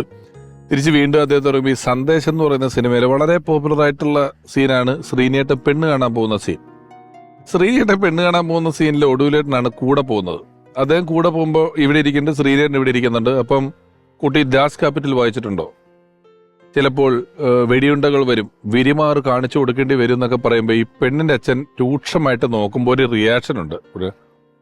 അത് കുഴപ്പമില്ല എന്ന് പറയുന്ന അത് ഒരു എക്സ്ട്രാ ഓർഡിനറി റിയാക്ഷൻ ആണ്. ഇത് കഴിഞ്ഞിട്ട് ഈ പെണ്ണിന്റെ അച്ഛൻ വിളിച്ചോണ്ട് ഓടും, എന്നെ അകത്ത് കൊണ്ടുപോയിട്ട് പറയും, താനൊരു മണ്ടനെയാണോ എൻ്റെ മോൾക്ക് വരനായിട്ട് കൊണ്ടുവന്ന് ഒരു മറുപടി, ഞാൻ പ്രതീക്ഷിച്ചു പക്ഷെ ഇത്രയും പ്രതീക്ഷിച്ചില്ല.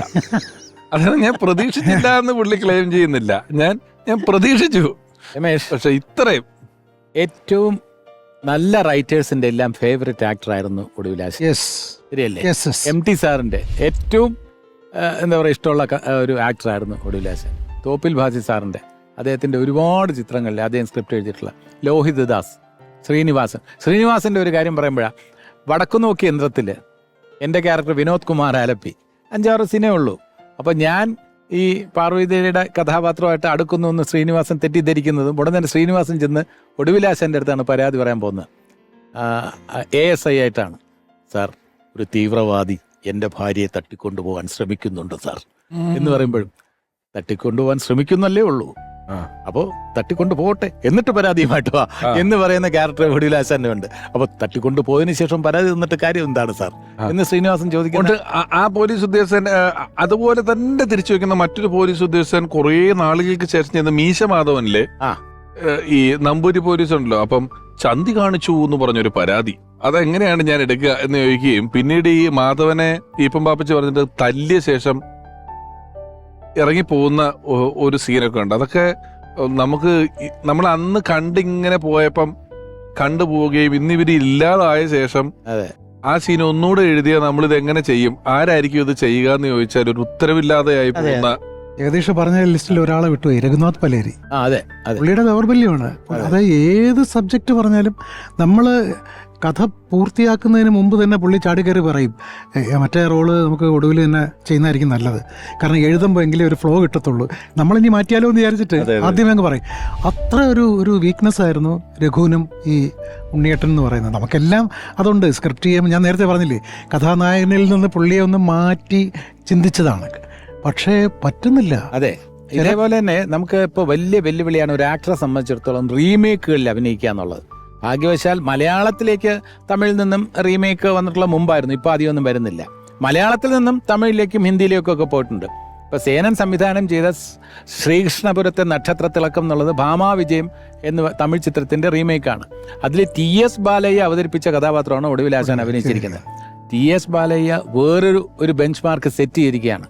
ആ കഥാപാത്രം അതേ കലയ്ക്ക് തമിഴ്നാട്ടിൽ മുഴുവൻ കയ്യടി വാങ്ങിച്ച കഥാപാത്രമാണ്. പക്ഷേ ഈക്വലി ഗുഡായിട്ട് തന്നെ ഒരു സീനിൽ പോലും അദ്ദേഹത്തെ അനുകരിക്കാതെ വേറൊരു ശൈലിയിൽ ഒടുവിലാശാൻ അവതരിപ്പിച്ചു. മനോഹരമായിട്ട് ചെയ്തു. ആ പക്വത, ആ മാഷിന്റെ ഒരു സർക്കാസം, കുട്ടികൾ ഇങ്ങനെ ഒരു ഒരു നടിയോടുള്ള ഭ്രമം കാണിക്കുമ്പോൾ അല്ലെങ്കിൽ ഈ ആഡംബരത്തിലോട്ട് തിരിയുമ്പോൾ ഉണ്ടാകുന്ന ഒരു അച്ഛന്റെ ആ പ്രയാസങ്ങൾ എല്ലാം തന്നെ ഗംഭീരമായിട്ട് അവതരിപ്പിച്ച കഥ. സർക്കാസം എന്ന് പറഞ്ഞൊരവസ്ഥ ഞാൻ പറയണം. ഈ സന്ദേശം എന്ന് പറയുന്ന സിനിമയില് ഈ അച്ചുവേട്ടൻ എന്ന് പറഞ്ഞ തിലേട്ടൻ ചെയ്യുന്ന വേഷം വീണ് ചെടിച്ചട്ടി തലയിടിച്ച് ആശുപത്രി കൊണ്ടുപോയി സ്റ്റിച്ചിടും. അപ്പൊ ഈ 2 മക്കളും വരില്ല, ശ്രീനിയേട്ടനും ജയറാമേട്ടനും കാണാൻ വരില്ല. ഇവര് കാണാൻ വരാതിരുന്ന ശേഷം ഹോസ്പിറ്റലിൽ നിന്ന് തിരിച്ചു കൊണ്ടിരുന്നത് ഉണ്ണിച്ചേട്ടൻ സാർ ഇങ്ങനെ കൊണ്ടുവരുമ്പോ മാധു ഓടി വന്നിട്ട്, അച്ഛന് വേദനിച്ചോ എന്ന് ചോദിക്കുമ്പോൾ ഒരു സർക്കാസം പറഞ്ഞത്, തലയ്ക്ക് പിന്നെ ഒരു പ്രത്യേകതയുണ്ട്, തല മുറിഞ്ഞാൽ നമുക്ക് വേദനിക്കുകയില്ല, കരയായിരുന്നു കുട്ടി ഈ ഹോസ്പിറ്റലിൽ കിടന്നിട്ട് എന്നൊക്കെ പറയുന്നതേ ഒരു പ്രത്യേക. അത് ഒടുവിലാശാന് വഴങ്ങുന്ന തരത്തിൽ തന്നെ ഈ റൈറ്റേഴ്സിനും അറിയാം ആശാനാണെന്ന് ഫിക്സ് ചെയ്യുമ്പോൾ അത് ഇങ്ങനെ ഒരു സർക്കാസം ഒക്കെ ചേർത്താൽ നന്നായിട്ട് അഭിനയിച്ച് ഫലിപ്പിക്കുന്നുള്ള വിശ്വാസം കൂടെ റൈറ്റേഴ്സിനുണ്ട്. ഈ വാർദ്ധക്യ പുരാണത്തില് ഞാനിതിന്റെ വന്ന ദിവസം തന്നെ കഥ പറഞ്ഞു കൊടുത്തായിരുന്നു. അപ്പോൾ ഈ സർക്കാർ ഉദ്യോഗസ്ഥന്മാർ നാടക ട്രൂപ്പ് തുടങ്ങുന്നതായിട്ടാണ്, വലിയ പദവിയിലിരുന്ന ഉദ്യോഗസ്ഥന്മാരാണ്, അതിൻ്റെ ഒരു ഈഗോ അവർക്കുണ്ട്, ഇപ്പോഴും അവർ ആ കസേരയിലിരിക്കുന്നു എന്നുള്ള വിശ്വാസത്തിലാണ്. അപ്പോൾ നാടകകൃത്തും സംവിധായകനുമായ ഉണ്ണിയേട്ടന് അതിൻ്റെ അപ്പുറത്തെ ഈഗോയാണ്. ഞാനാണ് ഈ കല മുഴുവൻ നിയന്ത്രിക്കുന്നത്, ഞാനാണ് ഏറ്റവും വലിയ എഴുത്തുകാരൻ, സംവിധായകൻ എന്നുള്ള ഇത്രയും പറഞ്ഞു കൊടുത്തതേ ഉള്ളൂ.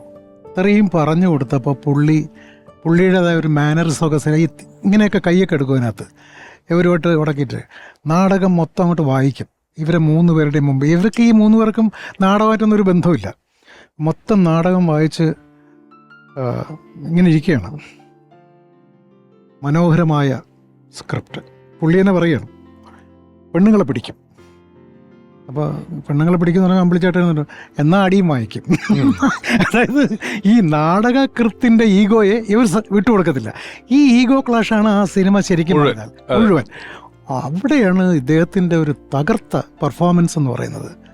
പിന്നെ പെണ്ണിനെ പോലെ അഭിനയിച്ച് കാണിക്കുക, നായകൻ്റെ വേഷത്തിൽ ഉടനെ തന്നെ നിന്നുകൊണ്ട് നായകനായിട്ട് അഭിനയിച്ച് കാണിക്കുക, ആ ഒരു റേഞ്ച്. ഈ പെണ്ണിനെ പോലെ അഭിനയിച്ച് കാണിക്കുന്നത് ഒരു ശതമാനം. നമ്പർ 1 സ്നേഹതീരം ബാംഗ്ലൂരിനോർത്ത് എന്ന് പറയുന്ന പടത്തില് പൊന്നമ്പിളി പൊട്ടും തൊട്ട് എന്നുള്ള പാട്ടില് ഒരു ചെറിയൊരു മമ്മൂക്കയുടെ കൂട്ടത്തിലൊരു ഹീറോയിനായിട്ട് ഒരു 2 ഷോട്ടുണ്ട്. ഒരു തനി സ്ത്രീണത കേട്ടിട്ടാണ് ചെയ്യുന്നത്. നമ്മളിപ്പം പലതവണ പറഞ്ഞൊരു കാര്യം എന്ന് പറയുന്നത്, ഒരുപാട് എഴുത്തുകാർ, സംവിധായകർ സിനിമ ആലോചിച്ച് തുടങ്ങുന്നതിനൊപ്പമേ ആലോചിച്ച് തുടങ്ങുന്ന ഒരു അഭിനേതാവാണ് ഉണ്ണികൃഷ്ണൻ. അല്ലാതെ കാസ്റ്റിംഗ് ഒക്കെ കഴിഞ്ഞ് നമുക്കൊരു വേഷം ആര് ചെയ്യണം അങ്ങനെയൊന്നും അല്ലാതെ സിനിമയുടെ ജനനത്തിനൊപ്പമുള്ള ഒരു കഥാപാത്രമാണ്. അങ്ങനെ ഒരുപാട് സിനിമകളിൽ ഉണ്ണികൃഷ്ണൻ മികച്ച വേഷങ്ങൾ സമ്മാനിച്ച ഒരാൾ.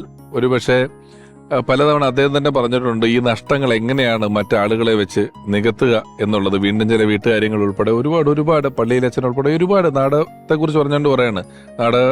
ഭ്രാന്തനായ ഒരു പള്ളിയിലച്ഛൻ്റെ കഥാപാത്രം ഉൾപ്പെടെ ഒരുപാട് മനോഹരമായ കഥാപാത്രങ്ങൾ ഉണ്ണികൃഷ്ണൻ ചേട്ടന് സമ്മാനിച്ച സത്യൻ അന്തിക്കാട് സാർ ഇപ്പോൾ അദ്ദേഹത്തെ ഓർക്കുന്നു. ഒടുവിൽ ഉണ്ണികൃഷ്ണനെ പറ്റിയിട്ട് ഞാൻ പറഞ്ഞാൽ തീരില്ല, അത്രയധികം ഓർമ്മകളുണ്ട് എനിക്ക്. എൻ്റെ ജീവിതവുമായിട്ടും എൻ്റെ സിനിമാ ജീവിതവുമായിട്ടും ഏറ്റവും കൂടുതൽ ബന്ധപ്പെട്ട ഒരു വ്യക്തിയാണ് ഒടുവിൽ ഉണ്ണികൃഷ്ണൻ. ഒരു നടൻ മാത്രമായിട്ടല്ല, ഒരു സഹോദരനായിട്ടാണ് ഞാൻ കാണാറുള്ളത്. ഈ സെറ്റിൽ എല്ലാവരുടെയും പ്രിയപ്പെട്ടവനായി മാറുക എന്ന് പറയുന്നത് അപൂർവമായിട്ടുള്ള ആളുകൾക്ക് മാത്രം കിട്ടുന്ന അസുലഭമായ ഒരു കഴിവാണ്. അത് ഉണ്ണിയേട്ടനാണ്. ഞാൻ ഏറ്റവും കൂടുതൽ ഇപ്പം മിസ് ചെയ്യുന്നത് സിനിമകൾ എടുക്കുമ്പോൾ, പ്രത്യേകിച്ച് നാട്ടുപുറത്തെ സിനിമകൾ എടുക്കുമ്പോൾ ഏറ്റവും കൂടുതൽ മിസ് ചെയ്യുന്നത് ഉണ്ണിയേട്ടനാണ്. കാര്യം ഇത്രയും സ്വാഭാവികമായ രീതിയിൽ ഒരു വിഷയം അവതരിപ്പിക്കുക, അല്ലെങ്കിൽ ഒരു കഥാപാത്രമായിട്ട് നമ്മൾ മുന്നിൽ വന്ന് സംസാരിക്കുക എന്നുള്ളത് വളരെ അപൂർവമായിട്ടുള്ള ആളുകൾക്കാണ് അത്തരം ഒരു സിദ്ധി കിട്ടിയിട്ടുള്ളത്. ഉണ്ണിയേട്ടൻ എൻ്റെ സിനിമയുടെ വിജയത്തിന്റെ വലിയൊരു ഭാഗമാണ്. ഇപ്പോൾ സന്ദേശമായാലും പൊന്മുട്ടണ താറാവായാലും ഓരോ സിനിമകളും, മഴവിൽ കാവടിയായാലും എത്ര സിനിമകൾ, എത്ര വൈവിധ്യമാർന്ന വേഷങ്ങളാണ് ചെയ്യുന്നത്. അതിനപ്പുറത്ത് ഉണ്ണിയേട്ടൻ എന്ന വ്യക്തിയുടെ ഒരു നന്മ, നമുക്ക് പഠിക്കാനുള്ള ഒരുപാട് കാര്യങ്ങളുള്ള വ്യക്തിയാണ്. ആർത്തിയില്ല, അത്യാവശ്യത്തിന് കൂടുതൽ പണം സമ്പാദിക്കണമെന്നോ പേര് സമ്പാദിക്കണമെന്നോ ഒരു മോഹമില്ലാത്ത ഒരു കറകളഞ്ഞ വ്യക്തിയാണ് ഒടുവിൽ ഉണ്ണികൃഷ്ണൻ. അതെ, ഈ മനുഷ്യത്വത്തിന്റെ കാര്യം പറയുമ്പോൾ ഒടുവിൽ ആശാൻ മലയാള സിനിമയിലെ ഒരു ലീഡിംഗ് ആയിട്ടുള്ള ഒരു മേക്കപ്പ് മാന് കിഡ്നി ട്രാൻസ്പ്ലാന്റേഷന്റെ സമയത്ത് അദ്ദേഹം വലിയൊരു തുക കൊടുത്തിട്ടുണ്ടായിരുന്നു. അതേപോലെ തന്നെ ഈ പ്രീവിയസ് ആയിട്ടുള്ള പടങ്ങൾ ലോസ് ആവുമ്പോൾ, നിർമ്മാതാക്കൾക്ക് നഷ്ടം വരുമ്പോൾ, അടുത്ത പടത്തിൽ തീർച്ചയായിട്ടും റെമ്യൂണറേഷൻ കുറച്ച് കൊടുക്കാറുണ്ടായിരുന്നു. നസീർ സാറിനെ കുറിച്ച് ഒരുപാട് കേട്ടിട്ടുണ്ട്. അതിനുശേഷം ഒടുവിൽ ആശാൻ അങ്ങനെ ഒരു ഗ്രീഡി അല്ലായിരുന്നു. ഒരു കാലത്തും പൈസയുടെ പേരിൽ ഒരു പടം അദ്ദേഹം റെഫ്യൂസ്. അത് മാത്രമല്ല, ഒരു പ്രൊഡ്യൂസറുമായിട്ടും പണത്തിന്റെ പേരിൽ വഴക്കുണ്ടാക്കിയിട്ടില്ല ഇന്ന് വരെ ഉണ്ടാക്കിയിട്ടില്ല. അത് അത്ഭുതകരമാണ്. എനിക്ക് അനുഭവമുണ്ട്. ഇതിന്റെ ആദ്യത്തെ സിനിമയിലുണ്ട്. അപ്പം ഈ ആത്മബന്ധമുള്ളതുകൊണ്ട് ആദ്യ സിനിമ മുതൽ ഇങ്ങനെ വിളിക്കുന്നു. ആ സിനിമയിൽ ആകെ മേടിച്ചത് 10,000 രൂപയാണ്. എന്റെ ശ്രീകുട്ടിക്ക് അങ്ങനെ എന്റെ ശ്രീകുട്ടിക്കുന്നായിരുന്നു. അതിൽ ഡബ്ബിങ്ങിന് വന്നപ്പോൾ അറിയാൻ പുള്ളിക്ക് പൈസ ഇല്ലെന്ന്. ഡബ്ബിങ് കഴിഞ്ഞപ്പം ഓട്ടടോ, ഞാൻ പറഞ്ഞു, അല്ല പൈസയുടെ കാര്യം എനിക്കറിയാം, ഉണ്ടാവില്ല എന്നറിയാം. നമുക്ക് പിന്നെ എന്തൊരു അതാ മനുഷ്യത്വത്തിന്റെ, അത് ശരി, സ്നേഹത്തിന്റെ ആൾ രൂപം എന്ന് പറയുന്നതായിരുന്നു. പിന്നെ ഈ ഗ്രാമീണ കഥാപാത്രങ്ങൾ, നാടൻ കഥാപാത്രങ്ങൾ എന്ന് പറയുമല്ലോ, എനിക്ക് ഒരു അനുഭവം ഉള്ളത്, എനിക്ക് ഏറ്റവും നല്ല വേഷങ്ങളിലൊന്ന്, ഞാൻ കൈകാര്യം ചെയ്തിട്ടുള്ള ഏറ്റവും നല്ല വേഷങ്ങളിലൊന്നാണ് ഞാൻ കോടീശ്വരൻ. ജോസ് തോമസ് ആണ് സംവിധാനം ചെയ്തത്. അല്ല, ഞാൻ കോടീശ്വരനിലെ ആ നായക കഥാപാത്രത്തിൻ്റെ ബന്ധുക്കളായിട്ട് അമ്മയായിട്ട് കവിയൂർ പൊന്നമ്മ ചേച്ചി, മുത്തശ്ശിയായിട്ട് ആറന്മുള പൊന്നമ്മ ചേച്ചി, അമ്മാവനാണ് ഒടുവിലാശൻ, ഇന്നസെന്റ് ഏട്ടൻ, അങ്ങനെ ഒരു വലിയ ഒരു എല്ലാം ഓരോ ഫ്രെയിമിലും ഏറ്റവും ടാലന്റഡ് ആയിട്ടുള്ള ഒരു ഗ്രൂപ്പിന്റെ കൂടെ അഭിനയിക്കാനുള്ള ഭാഗ്യം ലഭിച്ച രാജൻ പി ചേട്ടനുണ്ട്. അപ്പോൾ അതിലെ ഒടുവിലാശാൻ ആ ഒരു തനി നാടൻ കഥാപാത്രം എത്ര ഗംഭീരമായിട്ടാണ് അവതരിപ്പിച്ചിട്ടുള്ളത്. എന്നാൽ ഞാൻ നായകനായിട്ടുള്ള പണ്ടൊരു രാജകുമാരി എന്ന വിജി തമ്പി ചിത്രത്തില് മാനേജറാണ്. ഊട്ടിയിലെ ഒരു സ്റ്റാർ ഹോട്ടലിന്റെ മാനേജറാണ്. അതിൽ ടൈയൊക്കെ കെട്ടി പാൻറ്റും ഷർട്ട് ഇൻസെർട്ട് ചെയ്ത് വരുമ്പോൾ ഒരു പക്ക മാനേജറായിട്ട് തോന്നിയിട്ടുണ്ട്. അപ്പം നാടൻ കഥാപാത്രങ്ങൾ മാത്രമല്ല, ഇപ്പോൾ സംഗീതവുമായിട്ട് ബന്ധപ്പെട്ട എന്തെങ്കിലും വാദ്യോപകരണങ്ങൾ കൈകാര്യം ചെയ്യുന്ന ആ കഥാപാത്രം അദ്ദേഹത്തിൻ്റെ കയ്യിൽ ഭദ്രമാണ്. അതേ അവസരത്തിൽ തന്നെ വളരെ ചീപ്പായിട്ടുള്ള പണക്കാരനായിട്ട് അഭിനയിക്കാനും അറിയാം, നല്ല പണക്കാരനായിട്ട് അഭിനയിക്കാൻ അറിയാം. ഉദയവരൻ സുൽത്താനല്ലേ മ്യൂസിക് കോളേജിന്റെ പ്രിൻസിപ്പാളാ. അതെ, 3-4 സീനേ ഉള്ളൂ. അതിൽ ഈ അദ്ദേഹത്തിന്റെ ശബ്ദം ഈ മിമിക്രിക്കാർക്ക് അനുകരിക്കാൻ ബുദ്ധിമുട്ടാണ്. അതെ അതെ. ഞാൻ അതിന്റെ ഡബ്ബിംഗ് മദ്രാസിലാണ് നടക്കുന്നത്. അന്ന് പുള്ളിക്ക് വരാൻ പറ്റിയില്ല, അസുഖമാണ്. ഒരു ഡബ്ബിങ് 17 ദിവസം കൊണ്ടാണ് ആ ശബ്ദം ഏകദേശമെങ്കിലും അനുകരിക്കാൻ പറ്റിയ ഒരാളെ കണ്ടെത്തിയത്. Okay okay. അതൊരു പാലക്കാടുകാരൻ തന്നെ കിട്ടി. അങ്ങനെ ഇപ്പോഴും പടം കണ്ടാൽ അറിയാം അങ്ങേരല്ല ഡബ് ചെയ്തിരിക്കുന്നത്. ഈ മേലെപ്പറമ്പിലാൻ വീട്ടിൽ ഈ ഇരുമ്പ് പൈപ്പിന്റെ കീഴിൽ നിന്നുള്ള കുളിയുണ്ടല്ലോ, തോർത്തുമുണ്ടെടുത്ത് നിന്നിട്ട് നമ്മള് കുളിക്കുക എന്നൊക്കെ പറയുന്നത് നമ്മൾ നിത്യേന ചെയ്യുന്നതാണേലും ഇത് ക്യാമറയ്ക്ക് മുന്നിൽ സ്വാഭാവികമായിട്ട് അങ്ങ് സിൻസിയറായിട്ട് ഒരു കുളിയാ. ഒരു കുളി അത് സന്ദേശത്തിൽ അതുപോലെ തന്നെ നടന്നു വന്നിട്ട് കുളത്തിൽ ചാടിയിട്ട് ഒരു സീൻ തീരുന്നുണ്ട്. ഇവര് രണ്ടുപേരും കൂടെ വർത്താനം പറഞ്ഞ് ഇങ്ങനെ ഒരു വലിയ വൈഡ് ഷോട്ടിൽ നടന്ന് എൻ്റെ ഒരു കുളത്തിലേക്ക് ചാടിയിട്ടാണ് ആ സീൻ തീരുന്നത്. കുളത്തിച്ചാട്ടം പിൻഗാമിയിലുണ്ട്.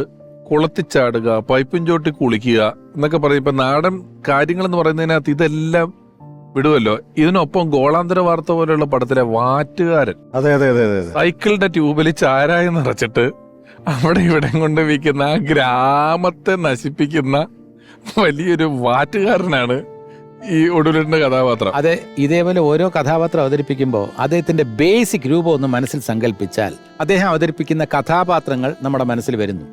അദ്ദേഹത്തിന്റെ പേഴ്സണലായിട്ടുള്ള അദ്ദേഹത്തിന്റെ രൂപം മനസ്സിൽ വരുമ്പോൾ ഒരു നിസ്സംഗതയുടെ ഭാവമാണ്, നിർവികാരതയുടെ ഭാവമാണ്. പ്രത്യേകിച്ച് ഒരു റിയാക്ഷനും ഇല്ല, പകുതി കണ്ടടഞ്ഞ് ഇങ്ങനെ ഇരിക്കും.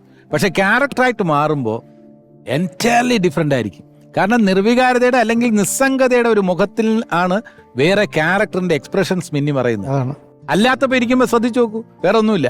എപ്പോൾ ഒന്നും പകുതി കണ്ണടച്ചായിരിക്കും, ഷോപ്പ് ഒന്നും, ഇതൊക്കെ ആയിരിക്കും. വലിയൊരു റിയാക്ഷനോ കാര്യങ്ങളോ ഒരു സന്തോഷമുണ്ടെങ്കിൽ പോലും അത് പ്രകടിപ്പിക്കാത്ത തരത്തിലുള്ള. പക്ഷെ ക്യാരക്ടർ ആവുമ്പോൾ അതിലേക്ക് സന്നിവേശിച്ച് നടത്തുന്ന ഒരു ഒരു ഒരു അത്ഭുതകരമായിട്ടുള്ള പ്രക്രിയ. പിന്നെ ഒരു പ്രധാനപ്പെട്ട കാര്യം എന്ന് പറയുന്നത്, അഭിനയിക്കുന്ന സമയത്ത് ഡയറക്ടറായ നമുക്ക് ചില സീക്വൻസ് ചെയ്യുമ്പോൾ ഒരല്പം കൂടെ വേണമായിരുന്നോ എന്ന് തോന്നും, ഇച്ചിരി കൂടെ റേസ് ചെയ്ത് പറയാമായിരുന്നു എന്ന് തോന്നും. അപ്പോൾ നമ്മൾ മാറ്റിയെടുത്ത് ഉണ്ണിയിട്ട് നമുക്ക് ഒന്നുകൂടെ എടുക്കാം. എന്തു പറ്റി? അല്ല, എനിക്ക് തോന്നി അത് ഒരല്പം കൂടെ ഒന്ന് റേസ് ചെയ്യേണ്ടത്. അല്ല, ഞാനത് വിട്ടതാണ്, ഞാനത് ഡബ്ബിങ് മനസ്സിൽ കണ്ടുകൊണ്ടാണ് അത് ചെയ്തത്. അപ്പം നമുക്ക് ഡബ് ചെയ്യുന്ന സമയത്ത് അത് ഒരല്പം കയറ്റി പറഞ്ഞാൽ കറക്റ്റായിരിക്കും. ഫേസിൽ അത്രയും വേണ്ടെന്ന് എനിക്ക് തോന്നി. വേണമെങ്കിൽ എടുക്കാം, രാജസേൻ്റെ നിർബന്ധമാണെങ്കിൽ. ഞാൻ പറഞ്ഞു അങ്ങനെയില്ല, ഉണ്ണിയേട്ടൻ അങ്ങനെ മനസ്സിൽ പ്ലാൻ ചെയ്തിട്ടുണ്ടെങ്കിൽ അത് കറക്റ്റായിരിക്കും. കാരണം അതിന് മുമ്പുള്ള സിനിമകളിൽ അത് തെളിയിച്ചിട്ടുണ്ട്, കറക്റ്റായിരിക്കും. ഡബ്ബിങ്ങിൽ ആ സീക്വൻസ് വരുമ്പോൾ നമ്മൾ ഞെട്ടിപ്പോകും. അങ്ങനെ ചെയ്ത ഒരു ക്യാരക്ടറാണ് ഈ കഥാനായകനിലെ ശങ്കുണ്ണിയുടെ ക്യാരക്ടർ. കാരണം അതിനകത്ത് ഈ ഹ്യൂമറൊക്കെ വിട്ടിട്ടുള്ള ഒരുപാട് സീക്വൻസ് ഉണ്ട്. പ്രത്യേകിച്ചും ഈ ഉണ്ണിയേട്ടൻ ചെയ്യുന്ന കഥാപാത്രത്തിൻ്റെ സഹോദരിയെയാണ് അയാൾ ബന്ധമുണ്ടായിരുന്നത്. അതിൽ ജനിച്ചവനാണ് ജയറാം. അങ്ങനെ ഒരു ക്രിട്ടിക്കൽ ഒരു കഥയാണത്. ആ സീക്വൻസ് ജയറാമിനെ അറിയിച്ചതിന് ശേഷം ഉള്ള ഉണ്ണിയേട്ടൻ്റെ ഒരു പെർഫോമൻസ് ഉണ്ട്. അവിടെ പയ്യാരത്ത് പത്മനാഭൻ നായർ ജീവനാണെങ്കിൽ പോലും ഇതിൻ്റെ പേരിൽ ഇയാളൊന്ന് അനുഭവിക്കണം എന്നുള്ളത് ആ ശങ്കുണ്ണിയുടെ ഓരോ ചലനങ്ങളിലും. ഇതൊന്നും പുള്ളിക്ക് നമ്മൾ ഓരോ സീനിലും പറഞ്ഞു കൊടുക്കുകയും വേണ്ട. അതാണ് ഒരു ക്യാരക്ടർ കെട്ടിക്കഴിഞ്ഞാൽ പിന്നെ ആ പേപ്പർ മാത്രം മതി. പിന്നെ ഒരു സിനിമാ നടൻ എന്ന് പറയുന്ന യാതൊരു ജാടയും അദ്ദേഹത്തിലായിരുന്നു. ഞാൻ എപ്പോഴും ആ ഒരു മുണ്ടും, അത് സ്റ്റാർച്ച് മുക്കാത്ത ഒരു മുണ്ടും, ഒരു സാധാരണ ഷർട്ടും ഇട്ടില്ല. ഏത് ഫംഗ്ഷൻ ആണെങ്കിലും എവിടെയാണെങ്കിലും ഒരു സാധാരണക്കാരനായിട്ടല്ലേ പോയിരുന്നു. എന്നാൽ നല്ല ഒന്നാം തരം ദേഷ്യക്കാരനാണ്. അടി കൊടുക്കേണ്ടിടത്ത് കൊടുത്തിട്ടുണ്ട്. അങ്ങനത്തെ ഇഷ്യൂക്കെ കേട്ടിട്ടില്ലേ? വളരെ വ്യക്തമായിട്ട് പറയേണ്ട ആവശ്യമില്ല, പക്ഷേ പലർക്കും അറിയാവുന്ന പല സംഭവങ്ങളുണ്ട്. നല്ലവന്മാരായ ആൾക്കാർക്കൊക്കെ അല്പം ദേഷ്യം കൂടെ ഉണ്ടാവും. അത് ഉണ്ണിയേട്ടന് നന്നായിട്ടുണ്ട്. അത് കാണിക്കേണ്ട സ്ഥലത്ത് അദ്ദേഹം വ്യക്തമായിട്ട് കാണിക്കുകയും ചെയ്യും. പിന്നെ ഈ വേറൊരു കാര്യം ഞാൻ ഇൻസൾട്ടിങ് പുള്ളി സഹിക്കത്തില്ല. അദ്ദേഹത്തിനെ കളിയാക്കുന്നത്, അത് കളിയാക്കുന്നല്ല, തമാശയ്ക്ക്. അയ്യോ, തമാശയ്ക്ക് കളിയാക്കുന്ന പുള്ളി വീണ് കിടന്ന് ചിരിക്കും. അത് വേണമെങ്കിൽ ജനാർദ്ദനൻ ചേട്ടനും പുള്ളിയും കൂടെ അടുത്തടുത്തിരിക്കണം.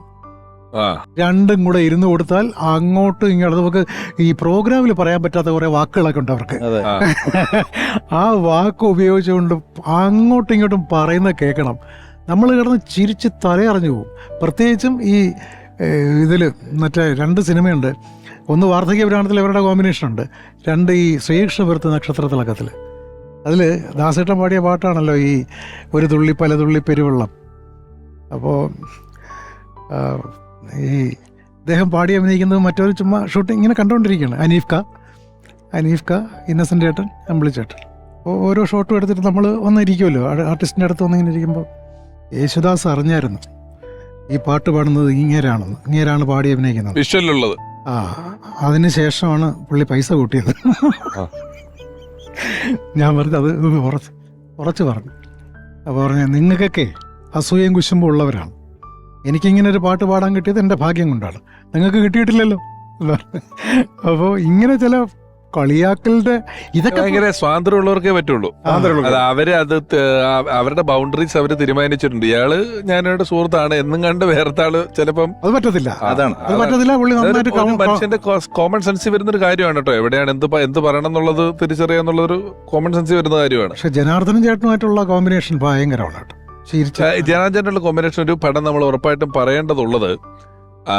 വരവേൽപ്പ് എന്ന് പറയുന്ന സിനിമയിലെ 2 അളിയന്മാരെന്ന് പറയുന്നത് ജനാർദ്ദനൻ ചേട്ടനും ഉടുലുണ്ണികൃഷ്ണൻ ചേട്ടനുമാണ്. അപ്പോൾ ഉടുലുണ്ണികൃഷ്ണൻ ചേട്ടൻ ഹോട്ടലാണ്, പുള്ളി അബ്കാരിയാണ്. അപ്പം ഈ ഗൾഫിൽ നിന്ന് കൊണ്ടുവന്ന പൈസ കൊണ്ട് നല്ലൊരു ഹോട്ടൽ തുടങ്ങിയാൽ എന്തോ കുഴപ്പം എന്താ അത്. അപ്പം അദ്ദേഹം വരും, നീ പൈസ മുഴുവൻ കൊണ്ടുവന്നത് ഇവിടെ കിടന്ന് ചായക്കട ഉണ്ടാക്കുന്ന ചായക്കടയല്ല മാവാന്ന് പറഞ്ഞിട്ട് അബ്കാരി പരിപാടിക്ക് പോകും. ഇതിനിടയിലാണ് ശങ്കരാടി ചേട്ടൻ വന്നിട്ട് നല്ല തെങ്ങമ്പുരയിടം നല്ലതെന്ന് പറഞ്ഞിട്ട് പൈസയായിട്ട് വരുന്നത്.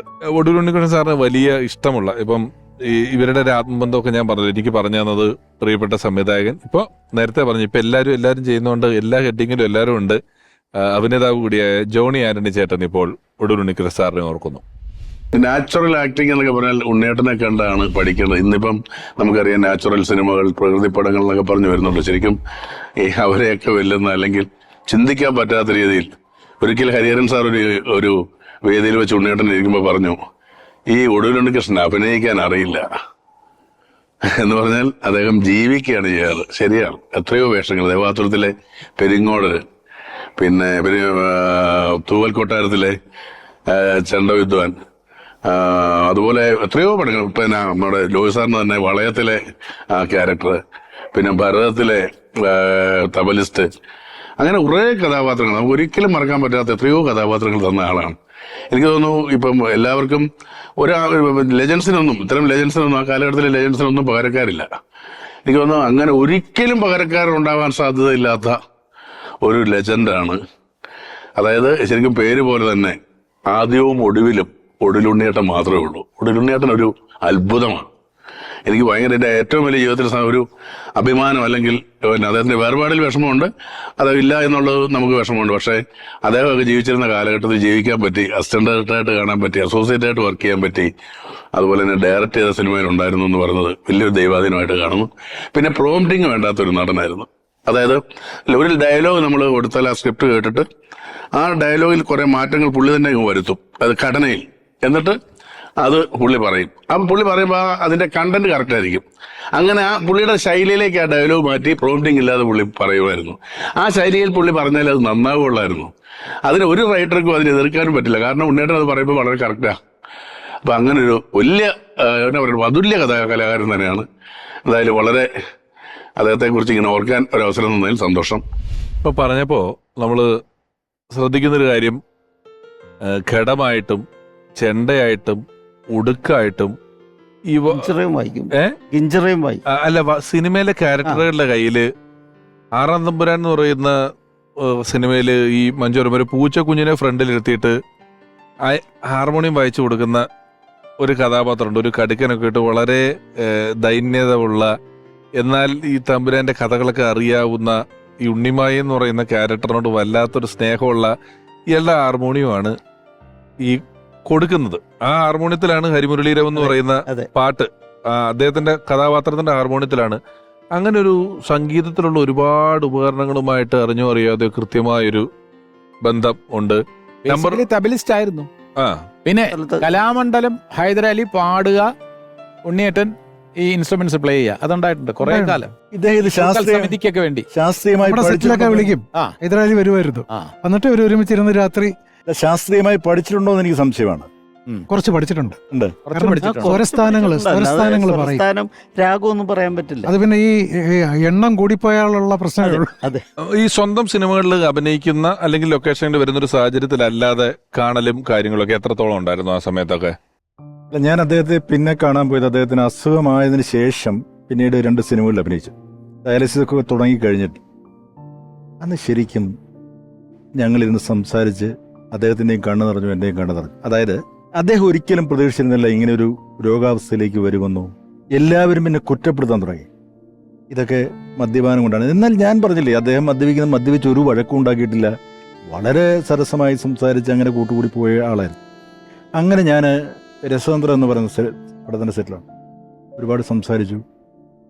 ഞാൻ പറഞ്ഞു, എനിക്കിനി ഇങ്ങനെ ഒരു കാഴ്ച കൊണ്ട് എന്നെ കാണണമെന്ന് ആഗ്രഹമില്ല, ഇടയ്ക്ക് വിളിക്കാം എന്നൊക്കെ പറഞ്ഞു. പിന്നെ മരണമാണ് അറിയും. ഇത് ഏത് സെറ്റിപ്പം നമ്മുടെ സെറ്റിലല്ലാതെ മറ്റൊരു സെറ്റിൽ ചെന്നാലും പിന്നെ പുള്ളി എങ്ങനെയെങ്കിലും ഷൂട്ടിങ് നിർത്തി നമുക്ക് റൂമിലേക്ക് പോകാം. ഒരുപാട് സംസാരിക്കണ്ട, എത്ര കാലമായി കണ്ടിട്ട്. അപ്പം നേരത്തെ ചോദിച്ചില്ലേ വിളിക്കും. അപ്പം ഞാൻ ആദ്യം കാണുമ്പോഴേ ഇപ്പോൾ ദൂരെ നിൽക്കുകയാണെങ്കിൽ, എന്താ ഉണ്ണിയേ സുഖാണോ എന്നാ പുള്ളി നോക്കിയിട്ട്, ആ ജോസേട്ടാ സുഖ. അതാണ് നിങ്ങള് ജോസേട്ടാ എന്നാ വിളിച്ചോണ്ടിരുന്നത്. എന്നെ ജോസേട്ടാന്ന് വിളിക്കും, തിരിച്ച് പേര് ഉണ്ണിയെന്ന് വിളിക്കും. ആ ഉണ്ണി എന്തൊക്കെയുണ്ട് എന്ന് ഞാൻ ചോദിക്കും. ഇങ്ങനെ ഒരു സൗഹൃദത്തിൻ്റെ കാലമായിരുന്നു, കാര്യമായിരുന്നു ഇത്. ഇപ്പോൾ ഓർക്കും ഭയങ്കര വിഷമം. നഷ്ടപ്പെട്ടു പോയി കഴിഞ്ഞിട്ട് എന്തെല്ലാം കഥകൾ അദ്ദേഹം പറഞ്ഞിട്ടുണ്ട്, ചെറുപ്പകാലത്തിലെ കഥകൾ. കുറേ കഥകളൊക്കെ അദ്ദേഹത്തെക്കുറിച്ച് ഉണ്ടാക്കിയിട്ടുണ്ട്. ചില നടന്മാരും ഒക്കെ അദ്ദേഹം മദ്യപിക്കുന്നത് കൊണ്ട് ഇനി അദ്ദേഹത്തെക്കുറിച്ച് കഥകൾ പറഞ്ഞാൽ പ്രശ്നമില്ല എന്നുള്ളത് കൊണ്ടും കഥകൾ ഉണ്ടാക്കിയിട്ടുണ്ട്. അദ്ദേഹത്തെക്കുറിച്ചുള്ള കഥകൾ അറിയാമല്ലോ. അദ്ദേഹം വീട് പണി നടക്കുന്നു. അപ്പോൾ ആലോചിച്ചു, വെള്ളമൊക്കെ കിട്ടുന്ന സ്ഥലമാണ്. പിന്നെ 200 മീറ്റർ അപ്പുറത്ത് ഉഗ്രനൊരു ഷാപ്പ്, 1 കിലോമീറ്റർ പോയാൽ 2 ബാറ് എന്ന് അദ്ദേഹം പറഞ്ഞു. അദ്ദേഹം മനസ്സാവാതെ അറിഞ്ഞിട്ടില്ല, ഉണ്ടാവില്ല. അത് കഥകളായിരിക്കും, പേരിലുള്ള തമാശകളാണ്. അങ്ങനെ അല്ല, ഇതിനെക്കുറിച്ച് ബ്രാൻഡായി. ജോസ് പറഞ്ഞത് ശരിയാണ്, എന്തും പറയാം. ജോസ് പറഞ്ഞത് ശരിയാണ്. അവസാന കാലത്ത് അദ്ദേഹത്തിന് കുറച്ച് കുറ്റബോധം ഉണ്ടായിരുന്നു. കുറച്ച് റോളുകൾ കൂടി ചെയ്യണം എന്ന് അദ്ദേഹത്തിന്റെ മനസ്സിലുണ്ടായിരുന്നു. വളരെയധികം ആഗ്രഹിച്ചിരുന്നു. കാരണം അദ്ദേഹത്തിന്റെ തുടക്കം എന്ന് പറയുമ്പോൾ നമുക്കറിയാം, ഈ കലാനിലയം, നാടകവേദി എന്നൊക്കെ പറയുമ്പോൾ ഒരു ഫിക്സഡ് ഇൻകമേ കിട്ടുള്ളൂ. അപ്പൊ ദാരിദ്ര്യം ഇല്ല എന്ന് വേണമെങ്കിൽ പറയാം. എന്നാലും വീട്ടിലേക്ക് കാര്യമായിട്ട് കാശ് അയച്ചു കൊടുക്കാനൊന്നും പറ്റില്ല. അതിനുശേഷം പ്രൊഫഷണൽ നാടകവേദി പോകുമ്പോഴും അത്രയ്ക്ക് കാര്യമായിട്ട് കാശ് കിട്ടിയിട്ടില്ല. പിന്നെ സിനിമയിൽ വന്ന ആദ്യകാലത്ത് ഈ കാശൊന്നും ചോദിച്ചു വാങ്ങാനും ഒക്കെ അല്പം മടിയുള്ള കൂട്ടത്തിലായിരുന്നു. വളരെ മിതമായിട്ടുള്ള റെമ്യൂണറേഷൻ ചിലതിലൊന്നും കിട്ടിയിട്ടില്ല. അപ്പോൾ ദാരിദ്ര്യം നന്നായിട്ട്, അല്ലെങ്കിൽ പട്ടിണി അനുഭവിച്ചിട്ടില്ല, പക്ഷെ ദാരിദ്ര്യം നന്നായിട്ട് അനുഭവിച്ചിട്ടുണ്ട്. അദ്ദേഹത്തിൻ്റെ ആദ്യത്തെ കുട്ടി ഉണ്ടായപ്പോൾ, മകളുണ്ടായപ്പോൾ KPSC ലളിത ചേച്ചിയോട് 250 രൂപ കടം ചോദിച്ച് നാട്ടിൽ പോയി. അപ്പോൾ അത്രയ്ക്ക് ബുദ്ധിമുട്ട് അനുഭവിച്ചിരുന്ന ഒരു കാലം ഉണ്ടായിരുന്നു. ആ കാലമൊക്കെ കഴിഞ്ഞ് കൂടുതൽ പടങ്ങൾ കിട്ടി തുടങ്ങിയപ്പോൾ കുറച്ച് സുഹൃത്തുക്കൾ, ഞാൻ പറയും, അദ്ദേഹത്തെ ഞാൻ കുറ്റപ്പെടുത്താൻ ആഗ്രഹിക്കുന്നില്ല, ഈ സുഹൃത്തുക്കൾ പലപ്പോഴും കലാകാരന്മാരെ സൽക്കരിക്കുന്നത് മദ്യം കൊടുത്താണ്. അപ്പൊ നമ്മൾ എന്തിന് അവരുടെ സ്വീകരണത്തിന് നിൽക്കുന്നു, വഴങ്ങിക്കൊടുക്കുന്നു എന്നൊരു ചോദ്യമുണ്ട്. അതോടൊപ്പം തന്നെ പക്ഷേ ഈ ആരാധകർ അല്ലെങ്കിൽ നമ്മളെ സ്നേഹിക്കുന്നവർ പലപ്പോഴും നമുക്കൊരു ഷർട്ട് വാങ്ങിച്ചു തരാനോ പാൻറ് വാങ്ങിച്ചു തരാനോ ഒന്നുമല്ല അവർക്ക് താല്പര്യം. ഭക്ഷണം വാങ്ങിച്ചു തരാനോ അധികം താല്പര്യം ഉണ്ടാവില്ല. പക്ഷെ മദ്യം, ഏറ്റവും കൂടിയ മദ്യം വാങ്ങിക്കൊണ്ടുവരാൻ എല്ലാവർക്കും താല്പര്യമാണ്. അപ്പൊ ഈ സദസ്സിൽ ഉണ്ണിയേട്ടന്റെ പാട്ട് കേൾക്കാം, ഉണ്ണിയേട്ടന്റെ ഹാർമോണിയം വായന കേൾക്കാം, ഉണ്ണിയേട്ടന്റെ തബല കേൾക്കാം എന്ന് പറഞ്ഞ് എല്ലാവരും കുപ്പിയായിട്ട് വരുമ്പോൾ ഇത് ദിവസം രാത്രി ഇങ്ങനെ സമയം പോകുന്ന അറിയില്ല. അപ്പൊ അങ്ങനെ അത് അദ്ദേഹത്തിന്റെ ആരോഗ്യത്തിനെ ബാധിച്ചു എന്നുള്ളത് ഒരു സത്യം തന്നെയാണ്.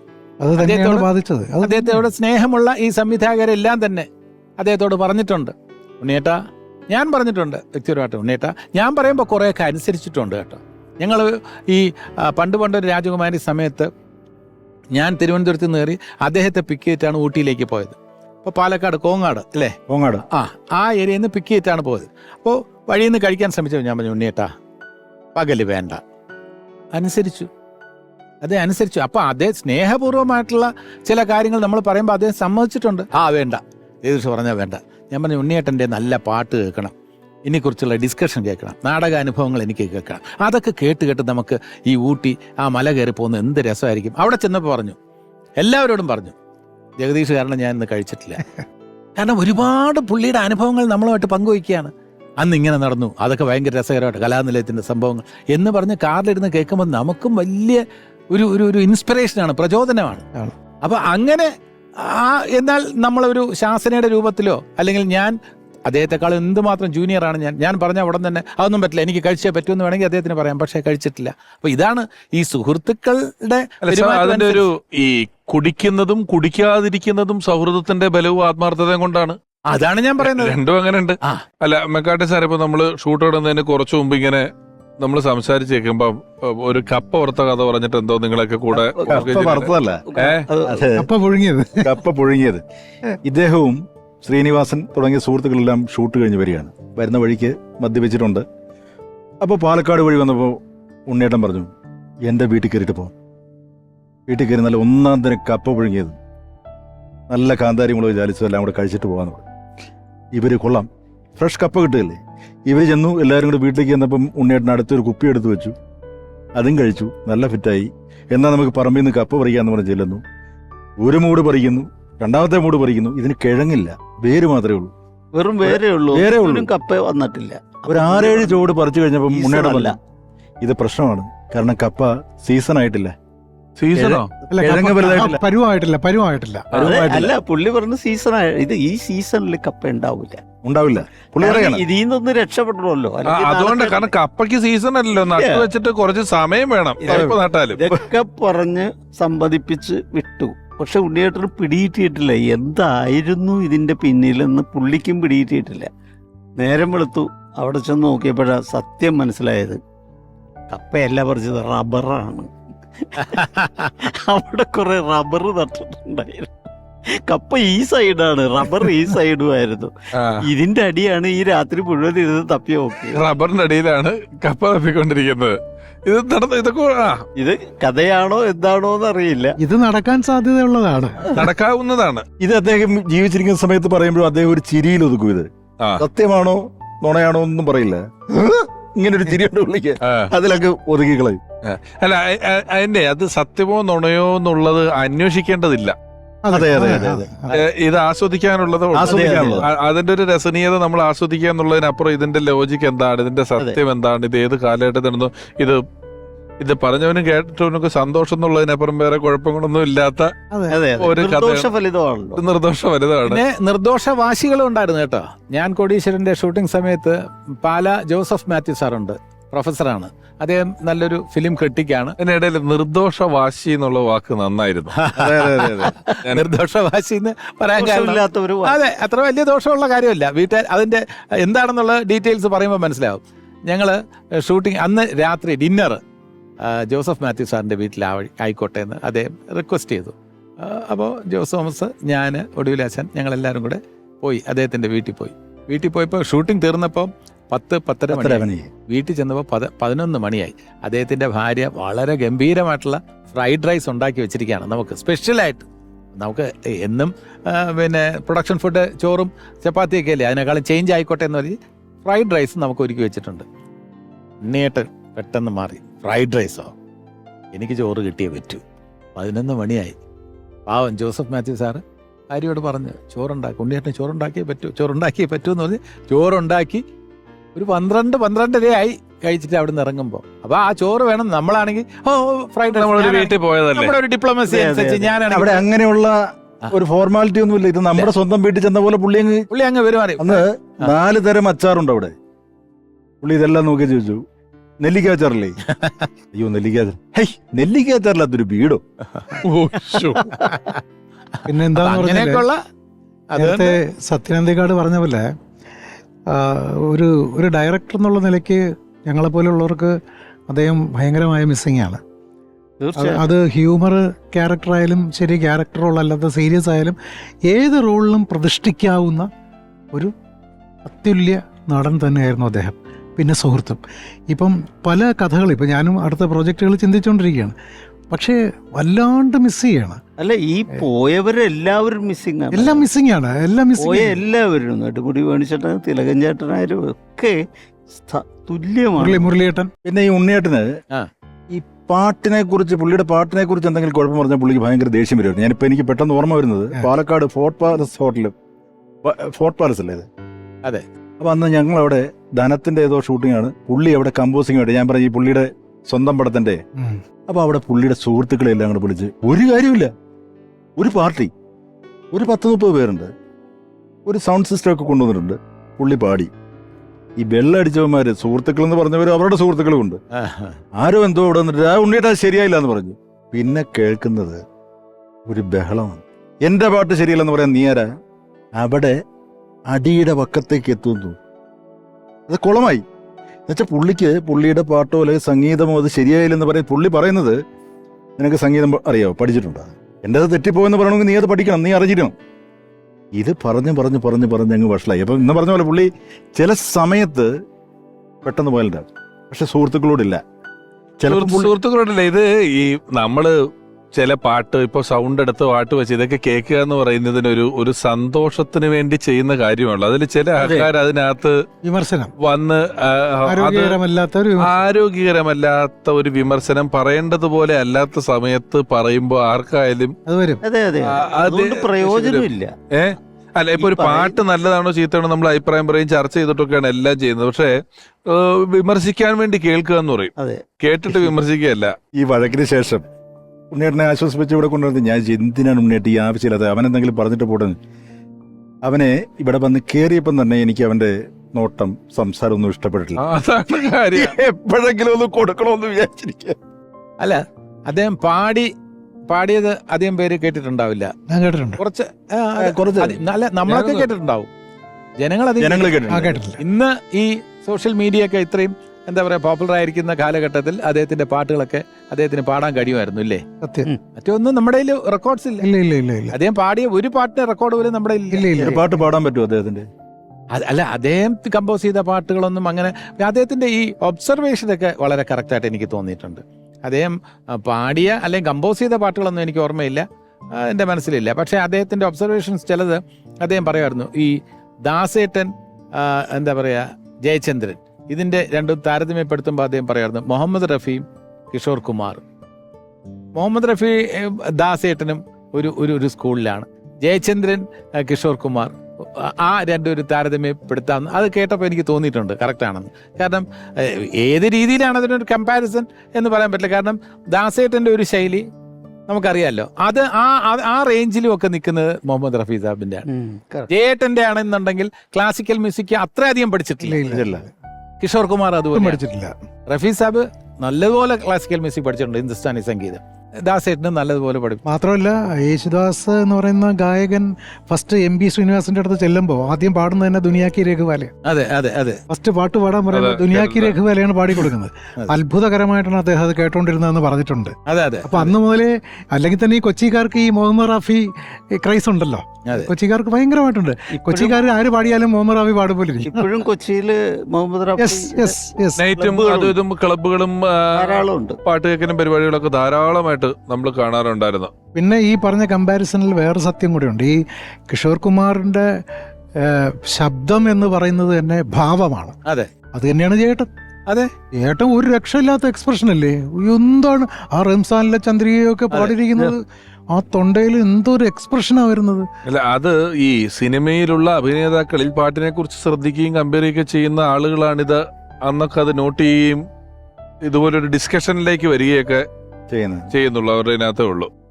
ജോസന്റെ അടുത്ത് പാടാൻ പറഞ്ഞില്ലേ, പിന്നെ ഒടുവിലേട്ടൻ എന്നെ വിട്ട് പാടിച്ചിട്ടുള്ള ഹിന്ദി പാട്ടുകളിൽ ഏറ്റവും എനിക്ക് ഇഷ്ടമുള്ളൊരു പാട്ട്, അദ്ദേഹം എപ്പോഴെപ്പോഴും കാണുമ്പോൾ ആ പാട്ടൊന്ന് പാട് 4 വരിയിൽ നിന്നുള്ള എപ്പോഴും പറയാറുണ്ട്. ദോസ്തിയിലെ ഒരു പാട്ടുണ്ട് മുഹമ്മദ് റഫി സാഹിബിന്റെ. ചാഹൂംഗ മേ തുझे सांझ सवेरे फिर भी कभी अब नाम को तेरे आवाज मैं न दूंगा, आवाज मैं न दूंगा. चाहूंगा मैं तुझे सांझ सवेरे, देख मुझे सब है पता, सुनता है तू मन की ज़रा. देख मुझे सब है पता, सुनता है तू मन की ज़रा. मितवा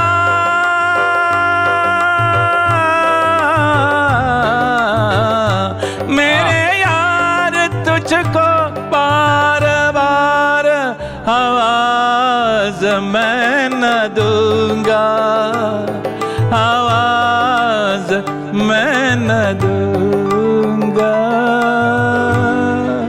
ഈ ഓർമ്മയിൽ എന്നും എന്ന് പറയുന്നത് ഇതിനകം തന്നെ വളരെ പോപ്പുലറായി കഴിഞ്ഞു. അതിലെല്ലാവരും പറയുന്നത് കാരണം ഇതൊരു വലിയ ട്രിബ്യൂട്ടാണ്. ഞാനിവിടെ നെടുമുടി വേണിച്ചേട്ടൻ്റെ എപ്പിസോഡിലെ പറഞ്ഞു. കാരണം മൺമറഞ്ഞ കലാകാരികൾക്ക് നമ്മൾ നൽകുന്ന ഒരു അഞ്ജലി, നമുക്ക് നൽകാൻ കഴിയുന്ന ഒരു ആദരവ്, നമ്മുടെ സ്നേഹം, നമ്മുടെ ബഹുമാനം, അവര് നമ്മുടെ തൊട്ടുമുന്നിലില്ലെങ്കിലും നമ്മുടെ ഹൃദയത്തിലുണ്ട് എന്ന് ഓരോ ദിവസവും ഓർമ്മിപ്പിക്കുന്ന തരത്തിൽ ഇതൊരു എന്നും റെക്കോർഡായിട്ട് തന്നെ നമ്മുടെ വീടുകളിലുണ്ടാവും. കാരണം ഇത് സോഷ്യൽ മീഡിയയിൽ വന്നു കഴിഞ്ഞിരുന്നാൽ ഇതിന് 10,000 എത്ര കൊല്ലമെന്ന് നമുക്ക് പറയാൻ പറ്റില്ല. ആ ഒരു രേഖ അതിനു വേണ്ടിയുള്ള ഒരു വലിയൊരു റിസർച്ച് വർക്കാണ് ഈ ഓർമ്മയിലെന്നും എന്ന ഈ പരിപാടി. അല്ല, അത് ഈ പരിപാടിയുടെ ഒരു മൂല്യം മനസ്സിലാക്കിക്കൊണ്ടാണ് ഈ പരിപാടി ഇവിടെ നടത്തുന്നത്. അതിന് അമൃതയുടെ പ്രവർത്തകരോടുള്ള നന്ദി പറയുന്നു. ഇപ്പോൾ നമ്മൾ മീശമാധവനിലെ നമ്പൂരിശൻ പോലീസിന്റെ കഥാപാത്രത്തെക്കുറിച്ച് പറഞ്ഞു. ആ കഥാപാത്രം അദ്ദേഹത്തിന് സമ്മാനിച്ച സംവിധാനം ചെയ്ത ബഹുഭൂരിപക്ഷം ചിത്രങ്ങളിലും ഒടൂർ ഉണ്ണികൃഷ്ണൻ എന്ന പ്രതിഭയെ ഉൾപ്പെടുത്തിയ ആ പ്രതിഭാ വൈഭവം ഉപയോഗിച്ച സംവിധായകൻ ലാൽ ജോസ് സാർ ഇപ്പോൾ ഒടൂർ ഉണ്ണികൃഷ്ണൻ സാറിനെ ഓർക്കുന്നു. ഉണ്ണിയേട്ടനെ കുറിച്ചുള്ള ഓർമ്മകൾ തുടങ്ങുന്നത് പ്രാദേശിക വാർത്തകൾ എന്ന് പറയുന്ന സിനിമയിലൂടെയാണ്. പ്രാദേശിക വാർത്തകൾ എന്ന് പറഞ്ഞ സിനിമയിൽ 1989 ഞാൻ അപ്രന്റീസായിട്ട് ജോയിൻ ചെയ്യാൻ ചെല്ലുമ്പോൾ പ്രാദേശിക വാർത്തകളുടെ സെറ്റിലുണ്ടായിരുന്ന നടനാണ് ഉണ്ണിയേട്ടൻ. സിനിമ സെറ്റിൽ ആദ്യമായി ചെല്ലുന്ന ഞാൻ, ഒരാളെയും പരിചയമില്ലാത്ത ഞാൻ ഇങ്ങനെ അപരിചിതത്തോടു കൂടിയിട്ട് അവിടെ നിൽക്കുമ്പോൾ എൻ്റെ അടുത്ത് വന്ന് വീട് എവിടെയാ, എന്താ പേര്, പേരൻസ് എന്താ ചെയ്യണ് എന്നൊക്കെ ചോദിച്ചൊരു പരിചയം തുടങ്ങി വെക്കുന്നുണ്ട് ഉണ്ണിയേട്ടൻ. പിന്നീട് മരിക്കുന്നത് വരെ ആ സൗഹൃദം ഞങ്ങള് തുടർന്നിരുന്നു. ഉണ്ണിയേട്ടനെ കുറിച്ചുള്ള ഓർമ്മകള് ഓരോ സിനിമ പ്ലാൻ ചെയ്യുമ്പോഴും ഓരോ സിനിമയില് കാസ്റ്റിംഗ് നടത്തുന്ന സമയത്ത് ഉണ്ണിയേട്ടന്റെ ഒരു മിസ്സിങ് ഞാൻ എപ്പോഴും അനുഭവിക്കാറുണ്ട്. രമേശ്, ഈ ലൈഫ് ആഫ്റ്റർ ഡെത്ത് ഉണ്ടോ എന്ന് അറിയില്ല, പക്ഷെ ഉണ്ടെങ്കിൽ അകലങ്ങളിലിരുന്ന് ഇവരൊക്കെ ഇത് കാണുന്നുണ്ടാവും. രമേശ്, ഇത് നമ്മുടെ എല്ലാവരുടെയും ഒരു ബാഷ്പാഞ്ജലിയാണ്, ഉണ്ണിയേട്ടനുള്ള ഒരു സമർപ്പണം. സംഗീതം മനസ്സിലുള്ളവർക്ക് മെച്ചപ്പെട്ട അല്ലെങ്കിൽ കൂടുതൽ ഒരു കഴിവുള്ള അഭിനേതാക്കളായി മാറാൻ കഴിയുന്നതാണ് എൻ്റെ വിശ്വാസം. അത് നിങ്ങൾ യോജിക്കുന്നു വിചാരിക്കുന്നു. തീർച്ചയായിട്ടും. കാരണം അഭിനയത്തിൽ താളമുണ്ട്, ലയമുണ്ട്, ഈ ശ്രുതിയുണ്ട്, ഈ ഡയലോഗിൽ പോലും നമ്മുടെ ശ്രുതിയുണ്ട്. എല്ലാവരും വിചാരിക്കും പാട്ടിന് മാത്രമാണ് ശ്രുതി എന്ന്. നമ്മുടെ ഓരോ ഡയലോഗ്, ഒരു ഡയലോഗ് ഇപ്പൊ തിലകൻ ചേട്ടൻ ഏറ്റവും വലുത് ഋതമാണല്ലോ. ഋതമാണ്. തിലകൻ ചേട്ടൻ ഡയലോഗ് പറയുന്നത് കത്തി താഴെയിട എന്ന് പറയുമ്പോ അതിനൊരു ശ്രുതിയുണ്ട്. അത് മാത്രമല്ല ചേട്ടാ, നമ്മളിപ്പം ഒടൂർ ഉണ്ണികൃഷ്ണൻ ചേട്ടനെ പോലെ ഒരാൾ, അദ്ദേഹം നമ്മുടെ എപ്പിസോഡ് തുടങ്ങുന്ന സമയത്ത് രാജസേന സാറ് പറഞ്ഞു, ചെമ്പൈ സംഗീതോത്സവത്തിൽ ഒറ്റ ഫോൺ കോളിൽ അവസരം ഉണ്ടാക്കി അവിടെ പോയി ഹാർമോണിയം വായിച്ച ഒരാളുടെ കൂടിയാണ്. നടനെന്ന നിലയിൽ നമ്മൾ അദ്ദേഹത്തെക്കുറിച്ച്, അദ്ദേഹത്തിന്റെ കഥാപാത്രങ്ങളെക്കുറിച്ച്, വ്യക്തി എന്ന നിലയിൽ അദ്ദേഹത്തിന്റെ വ്യക്തി ജീവിതത്തെക്കുറിച്ച്, സ്വഭാവ സവിശേഷതകളെക്കുറിച്ച്, സൗഹൃദങ്ങളെക്കുറിച്ചൊക്കെ സംസാരിച്ചു. അപ്പം പാട്ടിനെ ഇത്രയും ഇഷ്ടപ്പെടുന്ന, ഇരിക്കുന്ന സ്ഥലങ്ങളെല്ലാം ചെറിയ ചെറിയ പാട്ട് സദസ്സുകളായി മാറ്റിയിരുന്ന ഒരാളുടെ എപ്പിസോഡിൽ എന്തുകൊണ്ടും അദ്ദേഹം ആവശ്യപ്പെട്ട് പാടുന്ന ഒരു പാട്ട് പാടിയത് വളരെ സന്തോഷത്തോടെ ഞങ്ങളും അതിന് നന്ദി പറയുന്നു. ഒപ്പം ഇരിക്കുന്ന ആളുകള്, ഈ എൻ്റെ ഇന്ന് കൗമാരത്തിനധികം വീഡിയോ റെക്കോർഡ്സ് ഇല്ല, വീഡിയോ ഇല്ല.